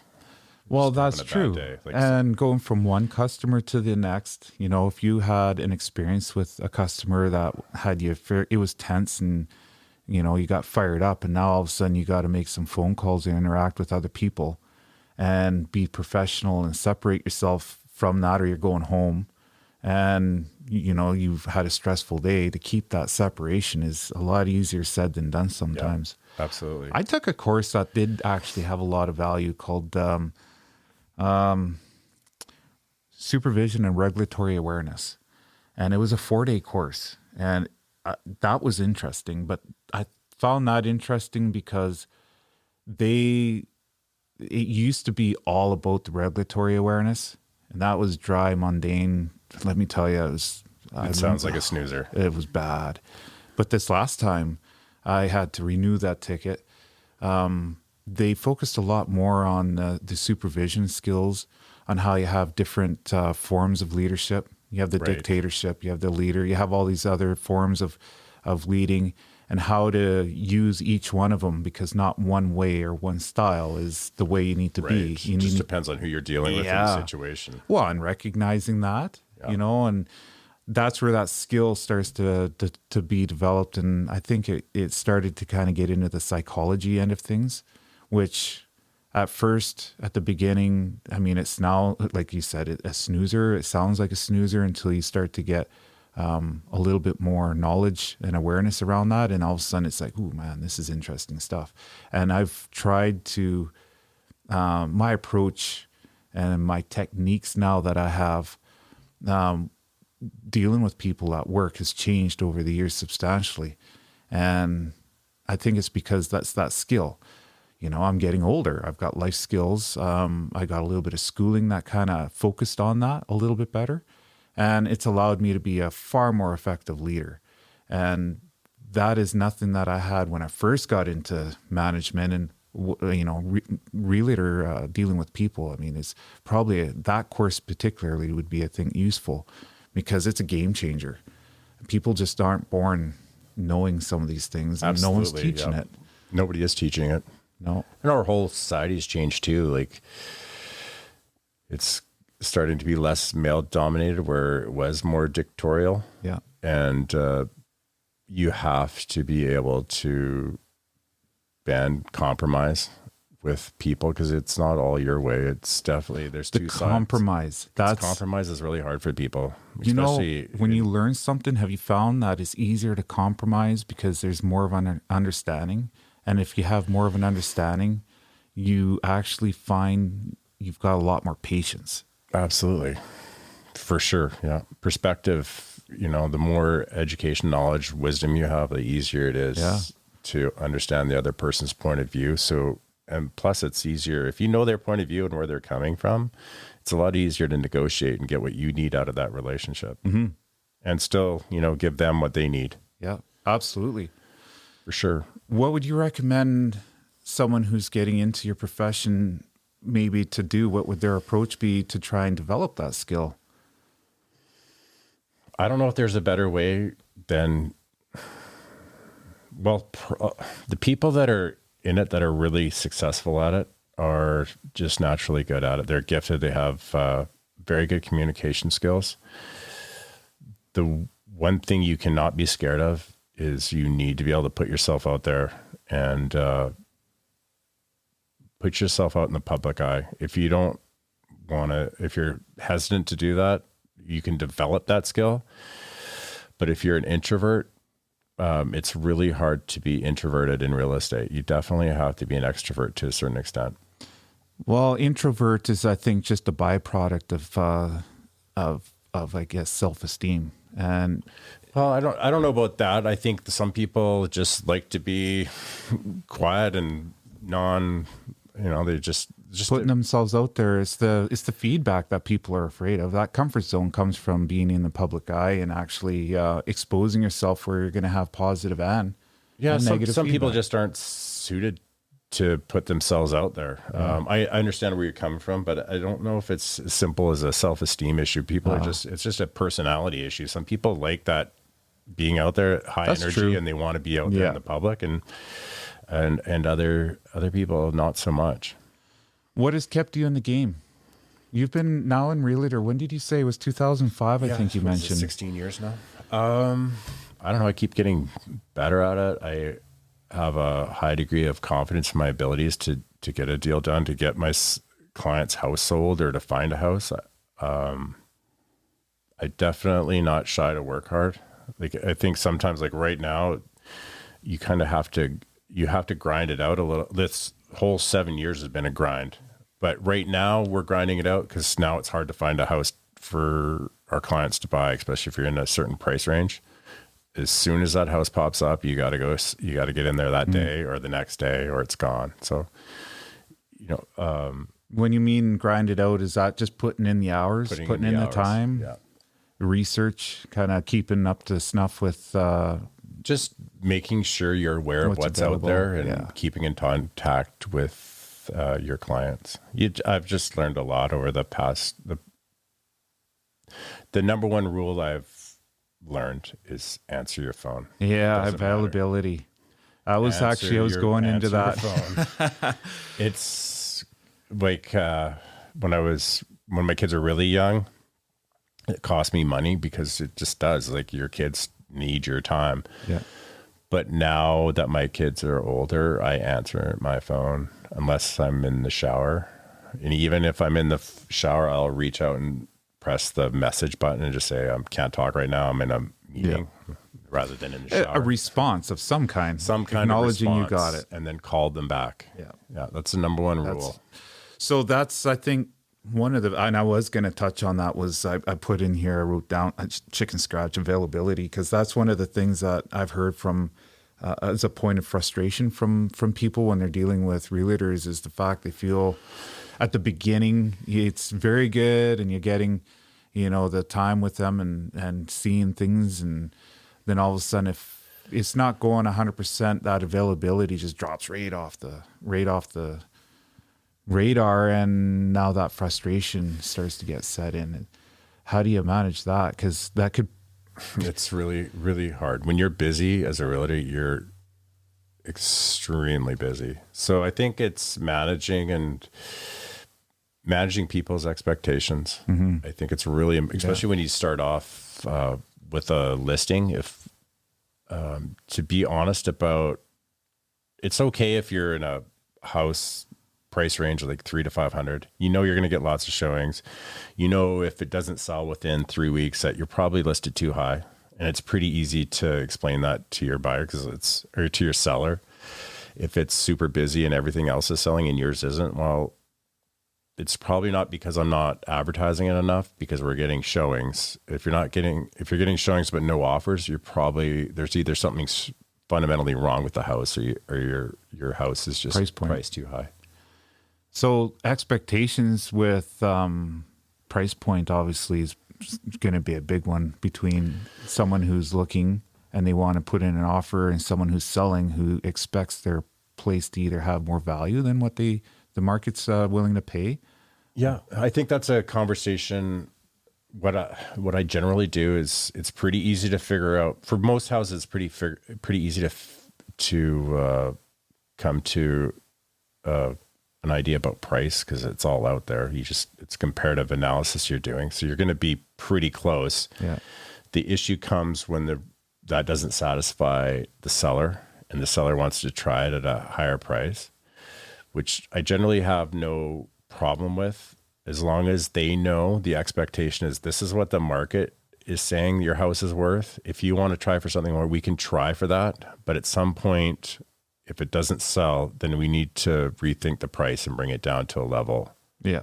So I think a lot of stress comes with realtors where they just take a listing and they don't discuss price with their seller. They just put it up for whatever price they want. And then it sits there. And then there's sellers starting to call, why isn't my house selling? And you haven't had that discussion with them. It makes it very hard to have that discussion 3 months later. And I think when realtors don't call back, it's because they're feeling they don't want to call that person back, because it's not good news. It's not a happy conversation. Yeah. And that's hard. And it's important. You can diffuse the situation so easily if you just pick up the phone and answer it. Obviously you're going to have clients that doesn't help. It doesn't matter what you do. But for the most part, as long as you pick up your phone and you talk to them and say, hey, this is what's happening. And if they're asking you why your house isn't selling, that's why it's so important to set expectations up at the start, because it makes it so much easier to deal with your clients down the road and keep them happy. Or at least their expectations, or like if their house isn't selling, they know why their house isn't selling. Would you recommend they do a home inspection before they list it so that they're not caught off guard when the buyer turns around and does an inspection? That's going to drastically, it's directly related to price then, right? Yeah, I think generally if you have a good experienced realtor, most of the stuff that comes up in house inspections that are going to tank a deal or generally affect price, or some kind of foundation issue. Is the foundation cracked? But generally you're looking at that. A realtor is going to tell you, hey, I don't think because the inspection, if you do an inspection, you're going to spend $600 for a piece of paper that the buyer can't legally use. They're going to have to get their own inspection anyway. Yeah. I think most people, if they have a good realtor, are going to know, does the roof need to be done? It's pretty easy to tell if your roof is done, or the window's going to be an issue. If there's a foundation issue, you're probably going to know it already without getting an inspector. So if you're not going to, let's say your furnace is 40 years old and you're not going to, it's pretty obvious. It's pretty obvious that that's going to come up in the inspection, or they're going to negotiate that. Yeah. Hot water tanks, the big ticket items, you've got like you said, the furnace, the hot water tank, the roof, what's the siding and the windows like? That's right. Kitchen. Cosmetically, foundation. Have you, in that, when you're going through the schooling, do they touch on maybe that ability to be able to do an inspection? No, they don't teach. They teach us a little bit about housing. Like there's a chapter on how houses are built, what certain type of house it is, what the hell are these guys teaching here? Come on now. It's mostly legality. Like we're not allowed to comment really. We're not house inspectors. No. Have you thought about maybe getting that ticket? Like, and then just it's an added thing, something you can bring to the table. Like you maybe not doing, like when you do an inspection now, you can say, well, look, I'm an actual inspector. have gone through the schooling, or is it just more value based on experience? It's not.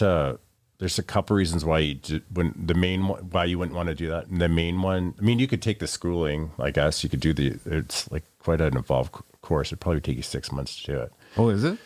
Yeah, That's quite a bit there.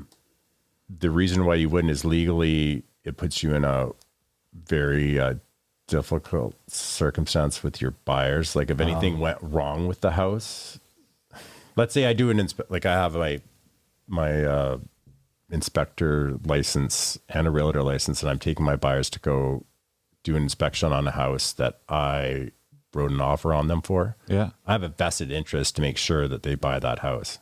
So if I miss something on my inspection, it puts me in a really terrible legal position. Saying. Yeah, that makes sense. I wouldn't give them the duty of care that they deserve legally. Yeah. Well, yeah, fair enough. What about going back to availability? Because that was actually something that talking about dealing with people and the ability to be able to interact.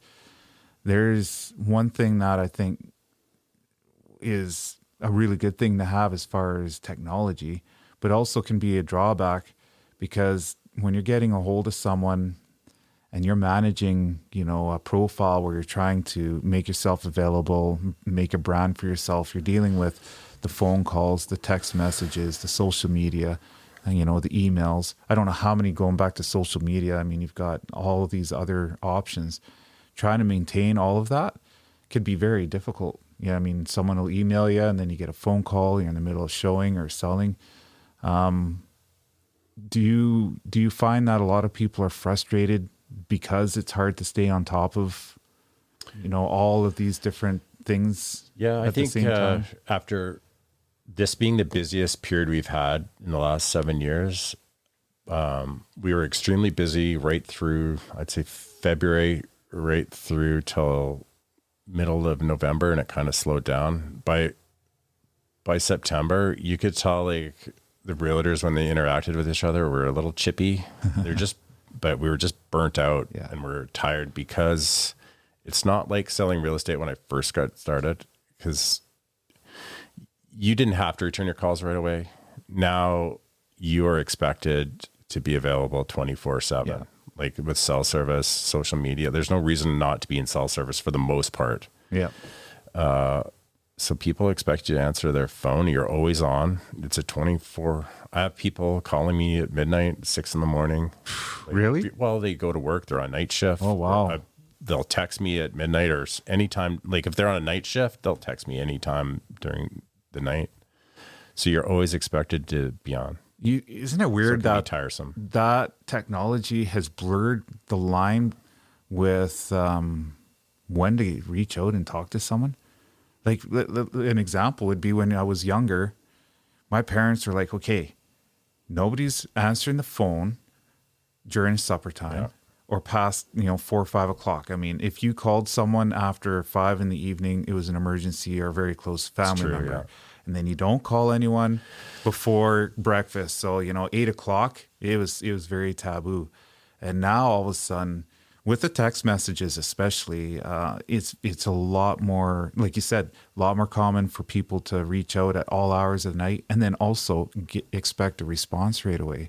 And that structure in that line where it's like, okay, you don't call after this time or before this time is kind of, I'm not going to say it's gone, but it's been blurred substantially, especially if you're dealing with people on night shift. Yeah, I think it's one of the hardest things about our industry is it's hard to find structure. Like with your typical day, I will have a list of things I'm going to do. And this happens to me every Monday.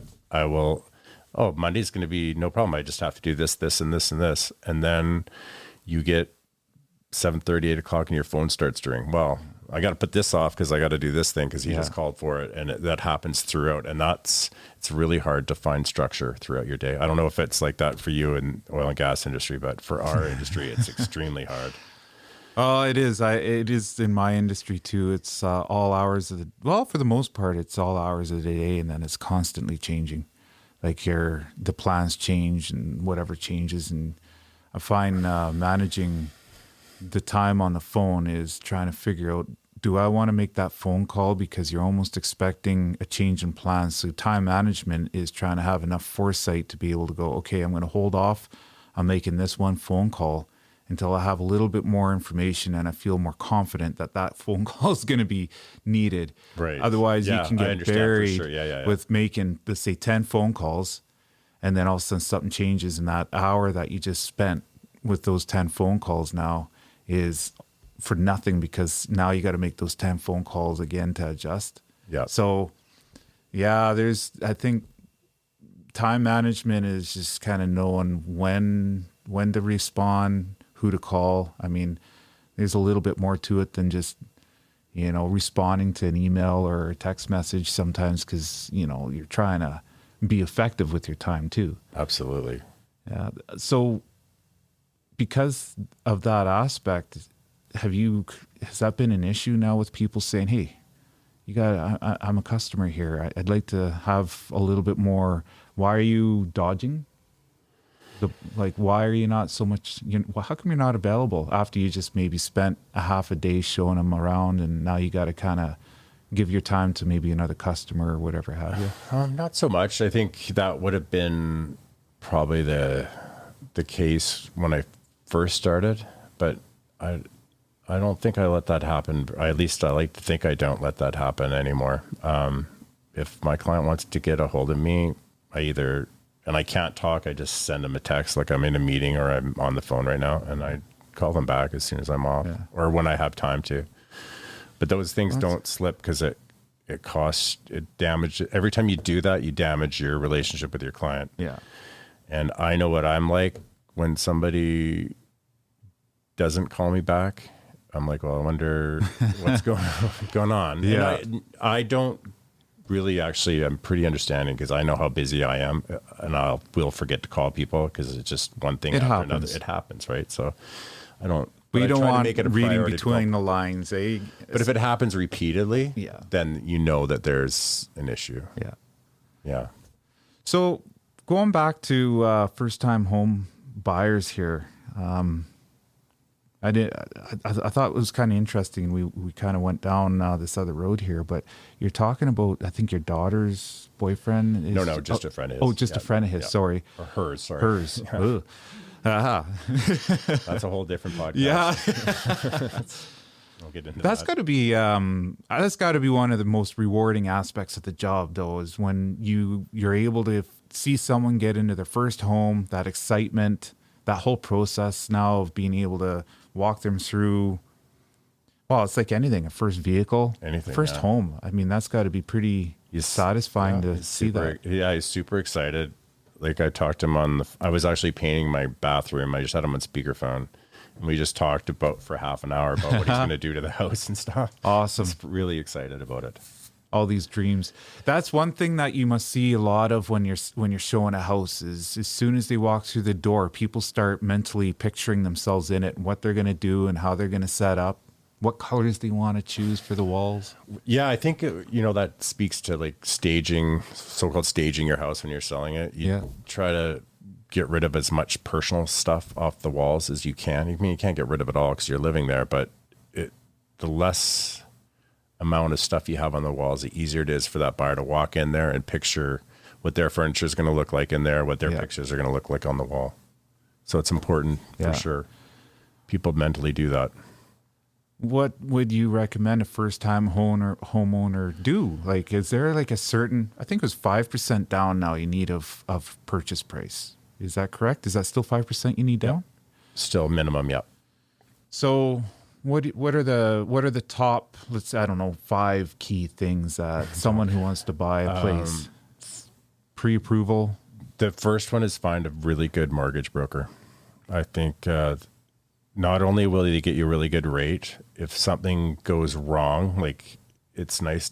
If something goes wrong, you get sick, you lose your job, or money's tight for a month. It's nice to have that person that has a personal relationship with you, knows your circumstances, and that person, that mortgage broker, will try to help you in any way they can. Whereas if I find at the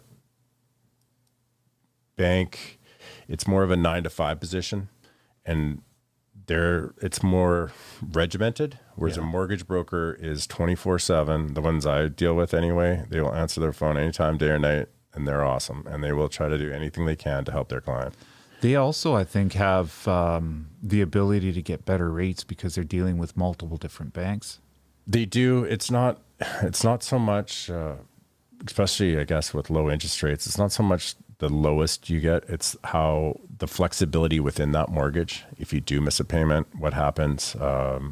What happens if you close versus an open mortgage? Like what happens when you go to sell your house, but your mortgage is, you still have 3 years left on your mortgage? Well, there's a penalty there. And a mortgage broker will help you either port that mortgage or try to avoid as much of that penalty as you can, as possible. Would there be an advantage going through a mortgage broker?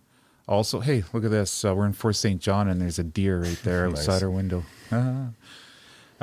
Sunny out now. There's just it's awesome outside. Oh, there's a couple. It's beautiful. You know, oh yeah. Do they? They're nice there's and 3. healthy. Oh, they are around here. Yeah, super tasty. Whitetails. She had triplets. No, it's 2. Oh, it's a 2 dose. From one mom and one Yeah. from another. The moms are gone. Well, look at that, eh? Shiny. Look at that. Pretty Squirrel. much, yeah. Anyway. With the mortgage broker, is there an advantage with going through them now? Because when you're going through the pre-approval process, you're dealing with one broker versus trying to go to different banks, and now they're taking a hit on each application, so that affects your credit. Generally, they won't. If you're doing that, if you're going bank to bank, generally they won't hit your credit until you. That's one of the issues with going bank to bank and doing your financing through the bank. A lot of banks won't hit your credit until you actually bring them a deal. So you have an offer. So you're pre-approved, but you pending that hit on your credit score. Gotcha. Whereas the mortgage broker, they'll have you sign off so they can do a credit check. And so once you get that pre-approval, you're 95% good to go, unless there's an issue with the house value of the house or something like that. That's good to know. And then so they that's also why you don't want to. Yeah, some banks will hit, so you don't want to go and ding your credit like you're looking for a credit card somewhere, right? Yeah. So do mortgage brokers typically actually deal with multiple different banks, or are they typically? Some will. Like I use I use an in-house brokerage or a mortgage broker for RBC, and then another one works and can apply to all the different banks to see what the best rate is out there. There's different types of mortgage brokers. There's the mortgage broker that will work actually in-house with a bank that isn't working in the bank. And then other mortgage brokers will be able to, like a Dominion Lending, like Chase Cooper with Dominion Lending, he can search out different rates at different institutions, both private and at banks. So it sounds like it's a pretty good idea to get a broker. I would. Yeah. What would the second, I think, thing be to preparing to buy for a new home? First house, get an inspection. There's no reason not to. Definitely, if it's your first house, I think that number 2 actually would be look at I guess if you're in Fort St. John, we don't have a huge selection of houses, but don't be scared to force your realtor to show you at least 10 houses. Like I would. So the more houses you look at, the better understanding you have. Especially if you're a first time. If you're a second, third time home buyer, you know what you want. You're getting up into the 500s, 600s. And then we have there's maybe 2 or 3 houses that would suit you in that price range. Whereas 300 to 400, 500, you have more selection. Get him to show you some houses, him or her to show you some houses. So 10 at least. Well, I don't know, at least 10. Enough. It makes sense because if you're a first-time homeowner or buyer, there's a whole process that the enjoyment, I guess, hopefully that the buyer is experiencing, going through that whole process of walkthroughs, and it's like buying a vehicle. You know, it's pretty exciting to be able to go shopping for a vehicle or a house. Absolutely, it's fun. You might as well enjoy something like that. And then I think after you commit to, if you've seen multiple different listings, there's less chance of buyer's regret as far as thinking that you might have been kind of, you missed a good opportunity or it wasn't quite the right place for you compared to what other options were out there. Yeah. Definitely. I mean, I'm not in a house more than 10 minutes when I'm showing it. I like to go quickly because there'll be 5 or 6 houses I show at a time. I don't like to show more than 6 houses at a time because then one house just kind of looks like the next. Yeah. So I keep it to 6 maximum on that day. If I take them out again, I'll show them another 4 or 5. It's not the end of the world if you get into a multiple offer situation, or if somebody scoops a house on you, it's not the end of the world. You will find a house that suits you. Or if you lose a deal because the inspection goes poorly, it's not the end of the world.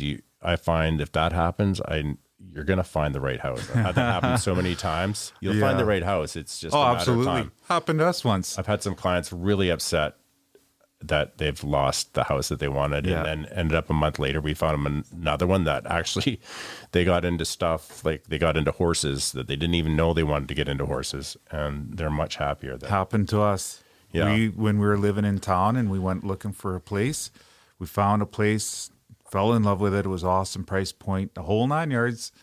And then, but we didn't have the pre-approval done. Right. Which is exactly what you're talking about. So it was a condition of us selling our place in town, and another offer was made, but they didn't have to, they were able to just make an offer and walk into the place. Right. Right. So of course, and they lowballed too. Their offer was like tens of thousands less than what our offer was. So because the seller, they just wanted out, right? And we ended up losing that deal. And both me and Jody were crushed. We're like, oh man, that was our dream home. And everything. What you did was you probably went in there, mentally pictured where everything was. Oh, I did. I was a total victim when it came to that. Right? Oh, yeah. Absolutely. I mean, that was exactly how it played out. For sure. But I learned a valuable lesson. And that was to get pre-approved, know what our position was. Then we were able to look at places in that price point, and irregardless of how we did it before, where we were looking at really expensive and low, and kind of just there was a wide range of different places we were looking at. Narrowed it down. Yeah, we were able to say, okay, well, this is what we can afford. And then we did actually the exact same thing to someone else than what happened to us. You did. You got it. Where we were now, we were like, okay, well, we like this place, and there was multiple listings, and we kind of put an offer in that was fairly quite a bit lower than the other offer. And I was like, guess what? We'll take it. And there's pending an inspection, we find something crazy. Yeah. We'll take the place. And whereas the other offer was pending the sale of their home and everything else. And right.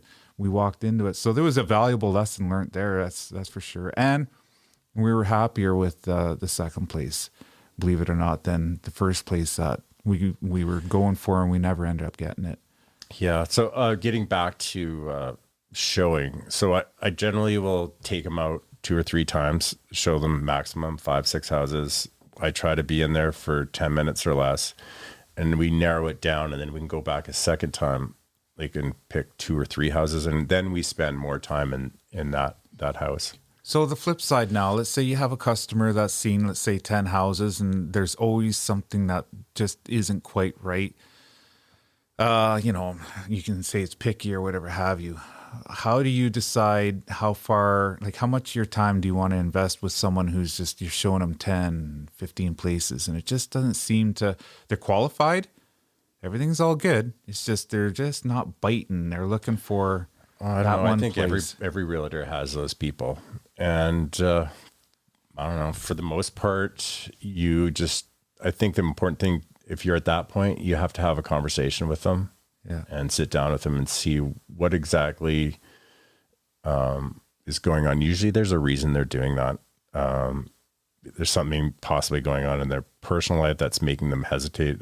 Or perhaps if you're showing a couple, it can be that there's an issue going on in their relationship. I generally find men are more hesitant to go forward with the purchase than the spouse. I find that's a bit of a stereotype, but they might last, like sometimes there's a social reason that it's better for the family to move to town rather than be out of town. I'm dealing with that right now with a couple, and the husband didn't want to move. He was happy where he was. Oh yeah. But socially and like sports, all that stuff, it was much easier to be in town. He's out in camp, so he doesn't care because his wife is driving the kids everywhere. Yeah. So it makes more sense for them to be in town and rather than out of town.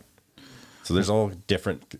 I showed them a lot of houses, and he kept finding reasons not to. It sounds like like the ultimate episode of Love It or List It. I think that's exactly their premise. Is you have one person that would love to stay where they're at with some renos, and then the other one that's just had enough, and that's it. They want to move on. What about?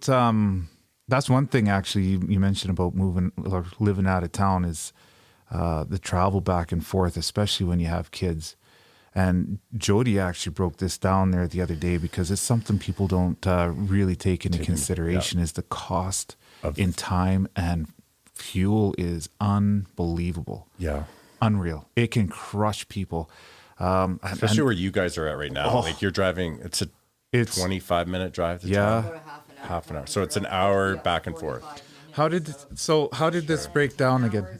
Hold on here. You should put your headphones on. Yeah, you should just talk because no one can hear you.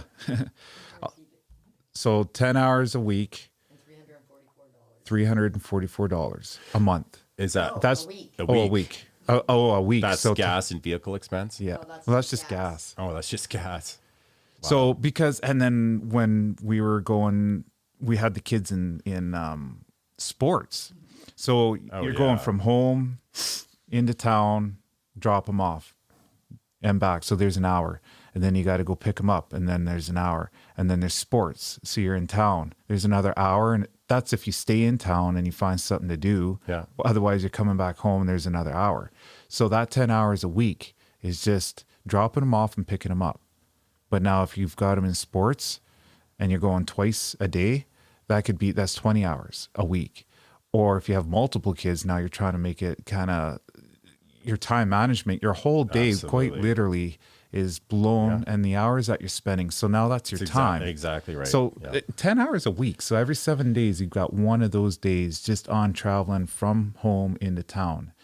Now the financial cost outside of the maintenance and tires and everything else with the fuel per week, like Jody said, was $340 per week. So in a month, you're looking at, what is that? That's $1,200 to $1,400. That's just at the best case scenario, making a trip. Plus pay your opportunity cost her time, pay her $20 an hour to do that. Yeah. So it adds up, and a lot of people, it's underestimated when people are moving out of town because they're like, well, what's the big deal just to go into town? But when you're breaking it down like that, this is where for me it came up where we had a $5,000 fuel bill in 1 month. Oh, what the hell? $5,000 in fuel. We're not that far out of town, but if you break it down into how many trips did you make, for school, groceries, and then work. I mean, there's a lot there that people need to take into consideration. Are you multitasking there? For 1 second. Well, that's something to think about when you're traveling and you're showing people places out of town. Has that been maybe a topic or something that's come up when people are, even maybe something you've mentioned when it comes to? I say my piece. I tell them, are you sure you want to do this? And then I say my piece. I give them my experience with it, what I've seen other people go through when they buy out of town. Yeah. And for the most part, if you're making that investment to move out of town, you've thought about it, but until you experience it, it's hard to relate. I said that story only because that was something we thought about, but not in that much detail. Exactly. Yeah. And it was hard to swallow when you start actually the realization of it, because you're committed now to actually, you're paying that bill. How do you, a little foresight goes a long way for sure. For people who are thinking about moving out of town. Yeah, I found the other thing is I can't, this is kind of off topic, but I don't, it's important not to force your opinion on other people. Yeah. I've found that it's my responsibility to give them my opinion, but if they choose not to take that opinion, that they're adults and I have to assume that they know what they're doing. And for the most part, I found that's true. My most important thing almost is just to stay out of my client's way. Like give them advice. If they want to proceed, then they're adults and they probably know what they're doing. I found that a lot. I've like, I don't think you should buy this house. And then they end up being extremely happy. So I've learned to keep not my mouth shut, but say my piece and then move forward and help them do what they want to do. We are getting to a point where we got to wrap it up, but if you don't mind, there's just a couple things I'd like to touch on because that was first-time homeowners, and there's two questions that I had. One about the first-time homeowners is, do you find that when you're showing people their first home, weighing the option now between their picture perfect place that they want to get into versus maybe investing in renovations and maybe what that has for implications? Actually the client I had last night was a perfect example of that. We went lower in price range to houses that's where we started. Yeah. And then we had a conversation where I thought we had a good house there. But he thought about it, talked to his parents about it. And we decided to start looking at a higher price range so he wouldn't have to go through he wasn't a person that had the time. Yeah. I'd rather see him make $50 an hour out doing what he's doing rather than trying to spend those hours working on a house that's going to take him 3 times as long as a contractor can come in. Yeah. Whereas if he went up another $50,000, $100,000, which he can do, he had the ability to do that. He got into a house that's completely done up and down. There's a few things he has to do, but all completely manageable. All he has to do is come home, put a couple of roommates in there, help pay his mortgage, and go to work. And that was a good fit. That was a good fit for him. But there's other people that want to get into that lower price range so they can make extra equity by doing it themselves if they have the skills to do it. Well, that was one thing that we did when I bought our first place is there was a lot of renovations that we ended up doing, which I think the intentions were good. But one thing that I didn't fully realize was going to impact things as much as they had, which I have no regrets about, but it was the level of commitment to actually renovating and the cost and the time and how much that takes away from your free time. So when you're working and you've already got a full schedule and life is kind of doing its thing, the commitment over and above to renovations financially and your time is sometimes way more than you would think because it's going to cost twice as much money and it's going to take 3 times longer to really get anything done. I'm 6 months into a bathroom renovation now because I enjoy doing it, but I mean, it's not 6 months or 6 weeks full time, but just here and there. Like I spent all yesterday when you called me, we were texting. That's what I was doing. Yeah. Working on my bathroom. Wow. I've done a million of them in this. I enjoy doing it, but it is a time commitment. If you have kids, especially younger kids or other it's almost impossible to do. It's manageable, but it's a commitment. And I think at the end of the day, it's worth it. I personally think it's worth it, but I mean, there's a lot of sacrifice and learning curves. I got some cool tools because of it. It's mostly I do it for the tools. Yeah. Sure. I just say, okay, instead of paying someone, I'm going to learn. But I went exactly. Like, so for roofing, I went and helped a roofer for quite a while for free, just to learn how to do the roofing.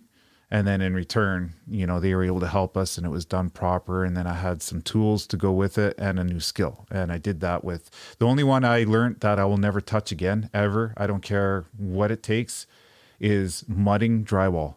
Yeah. I will not do that. Left to professional for sure. I just had that conversation yesterday too. There's no way. Hire somebody to do it. Just do it. And in fact, if you're thinking about doing the gyprock work yourself, my first time doing it, luckily I had a buddy of mine who was in construction And I went and I didn't know enough about drywall, and I tried it all myself, and I was cutting the stuff with a handsaw and everything else. And he came down to help me mud. And we ended up gutting the whole place again and redoing it all over, and the cost of material and everything. And he got frustrated, and it was quite the experience. And I don't think I'll ever want to do that again. Yeah, I think YouTube's really helped a lot of people. Yeah. It doesn't help everybody. No, we had Black & Decker books. Yeah, that's the Home Depot how-to books. Yeah, I've done that too. But actually, I've learned a lot on, I've tiled 2 bathrooms, and I think YouTube's been a great resource for that. YouTube is amazing. It is actually amazing. I almost exclusively watch YouTube and sports now. That's it. As far as I've learned goes. a lot. I've actually developed quite a few. I could probably go into a lot of different trades now. Welding's another one. Yeah, well, I can't weld at all. It's not that hard. YouTube is amazing. It's like Days of Thunder. That's how you learned to do all this? Yeah. Oh, it is, eh? Yeah. Oh, That's how I when I started welding, I knew I wanted to, all I knew is I needed to make 2 pieces of metal stick together. And I figured if, how hard can that be? I was like, it's not like a doctor where I got to go to school for a lot of years. I mean, it's a trade. And the way I look at trades is just, the ability to figure out some basic fundamentals and those skills, except for like drywall mudding and stuff like that. And I looked at welding the same way. I don't need to have it inspected as long as it was, going to be strong enough to do what I wanted. So I figured out what kind of welder. And I mean, it was a sharp learning curve, but at the end of the day, it's doable. People, if they're wanting to commit themselves to learning something, and YouTube is one of the most valuable tools, you'd be shocked at what you can learn. Yeah, it just takes a lot of, expect the time commitment to take way longer than you would expect in learning that. And I figured it's probably 3 times as long. Yeah. Oh yeah. Easy. Like that's kind of where I'm at right now. I'm trying to get to twice as long. Yeah. That would be a big improvement for me. Yeah. I hear you. I mean, the pain and the struggles are real. One other thing, because we can keep going on with that, is we touched on kind of buying and selling first-time home buyers, but I wanted to kind of just touch on people who it's not their first home. Maybe they've bought and sold a few places, and now they're the customer that's looking at maybe a higher end home that doesn't want to have to mess with renovations, wants the image in their head with turnkey, and they're a lot more finicky and fussy, but they're now in a higher price range. I don't want to put a price value on that, but it's definitely not going to be their first time homeowner. Is the approach, like, how does the game change when you're dealing with someone like that? I don't think it actually changes that much, other than you have fewer houses to show them, and depending on how busy it is, you might have to act even quicker. Like generally, actually, that price range is pretty relaxed. Like you're talking $600,000-$700,000 and up is. I think so. Is probably what you're talking about. Absolutely. Those, in some sense, they can be a lot easier to deal with, especially with the exposure these homes get. Before they walk in there to that house, they've already done a virtual tour. They've seen it, all the pictures on Instagram. So it actually is. It's almost easier dealing with them because they're not gonna go see a house that they don't like. They already know if they walking in, there are probably 2 or 3 houses that they're gonna go see. So it actually makes our job easier. And they've done way more rather than research being in Vancouver where there's way more selection. Here, you probably would have 5 or 6 houses that you could go look at, and then it's also more of a waiting game. Then you would more than likely, instead of a first time home buyer, you're going to go out with 2 or 3 times and they're going to find their house because it's a lot easier. You might work with those people for 6 months to a year before you find the house comes up. Wow. Generally, not all the time, but generally it's going to take longer on average to sell them a house. Do you get a lot of those clientele, or do you find that they're willing to spend that extra money on just building, maybe buy a chunk of land and then build their dream home on there? That's a great question. I think this year we found out that people were willing to wait. With everything kind of skyrocketed this year as far as lumber goes and building materials, and it's starting to come down. So we have two issues this summer. Lumber prices went through the roof. One of my friends actually decided to build anyway, and it's going to cost him maybe 5% more by the time it's all said and done. So it wasn't that much of a price increase. But the other thing we're running into is a shortage of builders. Oh, really? After 2015, a lot of people left town to go build where it was busy. Vancouver Island, Kamloops, they went to rebuild Fort Mac. I see. So there's a shortage, like in every industry in town here, there's a shortage of labor. Wow. To get Didn't get expect things done. that. Didn't expect that, yeah. Not at and all. then the builders, carpenters that did stay, ventured into home renos because there's better money in it. Yeah. There's a lot better money. I know there's a lot better money than in renos than there is in house building right now. And it seems like the standard, the skill set that you're going into, the handyman kind of renovation end of things versus a builder that's far more regulated, and it's a more structured trade. Sure. Then That's it. Yeah. it's harder to get into. Yeah. Absolutely. Well, that's interesting. You know what's kind of also interesting is that we've had a discussion here for well over 2 hours, and we've only hit one little bullet point. I thought I'd go with 4 different little subject titles, and we haven't hit any one of them. Oh, it's good because I didn't know any of the answers to those questions. Well, equity tax on home sales. Do you know the answer to that one? Is that a thing right now? I know Trudeau, there is something coming down the pipe if there isn't already. I can't remember, but the Liberals have been threatening to put a equity tax on the sale of your homes. Whether that happens with the minority government or not is another question, but that's another reason they've been pushing that agenda for the last 5 or 6 years. Do you know what that percentage would be if they what they're pushing for? I don't remember off the top of my head. Hopefully that's that not implemented right now, though. As we're sitting today, that's not a thing. No, but just to alleviate some fear, it was only on certain price points. Like it was over a certain threshold. Like I can't remember if it was over $1 million or not, and then a certain portion of that would be taxed. Your equity, your gains, I guess. So like a luxury tax kind of thing with like how 1-ton pickups are. You get a 3/4 ton, there's no luxury tax. Exactly. You get a 1 ton, now you've got an additional tax. So that is something. There's going to be even more pressure now that they're going to have to find a way to fund COVID.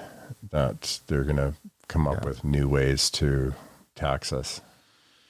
Oof, I'm just amazed and astonished at how many different ways they come at taxing, like a new angle on something. It's you don't think insane. about it when you're Holy younger, cow. but as you get older and more, they tax you any way they can. It's shocking.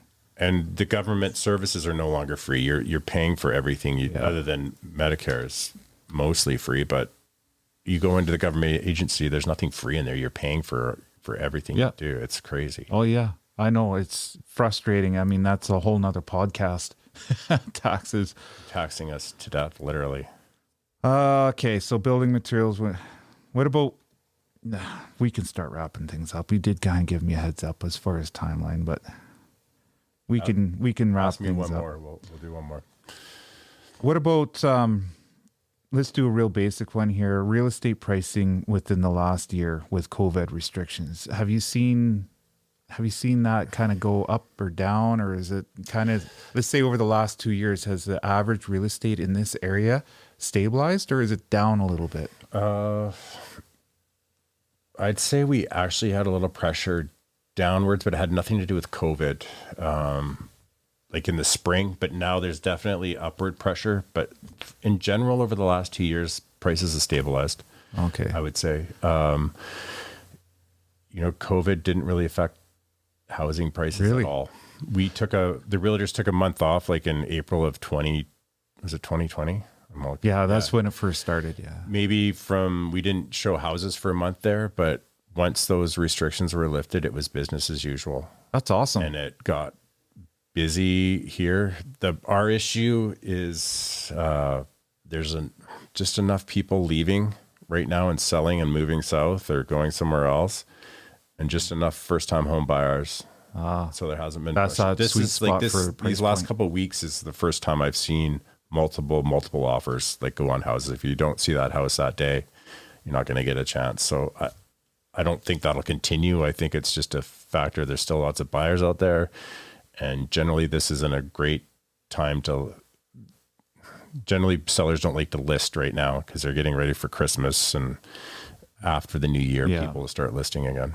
So I think this is probably just a temporary blip where we're seeing a lot of pressure from buyers. But what about the procedures for COVID? Like, have you had to go in there and pretty much re-sanitize the place now with the COVID restriction because you're showing a home and this? No, generally, like you go in there wear a with a mask and gloves, spacesuit. and we actually leave it up to the homeowner. I think it's their comfort level. Yeah. If they want us wearing gloves and a mask, then we do it. If they don't, then That's good. Right on. and just don't show a house if you're sick. Jody brought up a little video there. I can play it. It has to do with the About 29,000 in BC. sorry, say that again there. For BC, it'd be about 29,000. Is that a video? Scroll down. To know the Yeah. full details. But I can play that video there where it talks about, press play on that. Oh, that's a commercial. See, it's kind of neat. You can play this, listeners listening to the exact same thing now. Long enough commercials. Oh, they're just giving Trudeau. Oh, it has nothing to do. I thought, Oh, I remember that. okay. Well, we could stop that. I thought it was going to be him announcing the tax here. I didn't think That's it was just going to be proposed at this time. I gotcha. Okay, well, let's wrap things up. We could have kept going, and We can do a secondary podcast. we could do a secondary, And, but I know you were like, organize it. man, I don't know. What are we going to talk about for 2 hours? And we you can can do see it. now it just goes on. Like we can, and it's actually, I think, rather interesting. Time flies. But thanks for coming out. It was awesome. I learned a lot, and it was a pleasure to talk to you. And I think thank you. there was a lot of insight when it came to the whole real estate end of things. And why don't you plug yourself now as far as who you are and where you're with and for St. John? So, because this is a very local podcast so far. So, Right, Doug Petersen at DougPetersonRealEstate.com on Instagram and Facebook. perfect. My number is 250-262-8750. Please give me a call if you're looking to buy or sell. Well said. And thanks for having me. You guys have a lovely place out here. I'm glad you enjoyed it.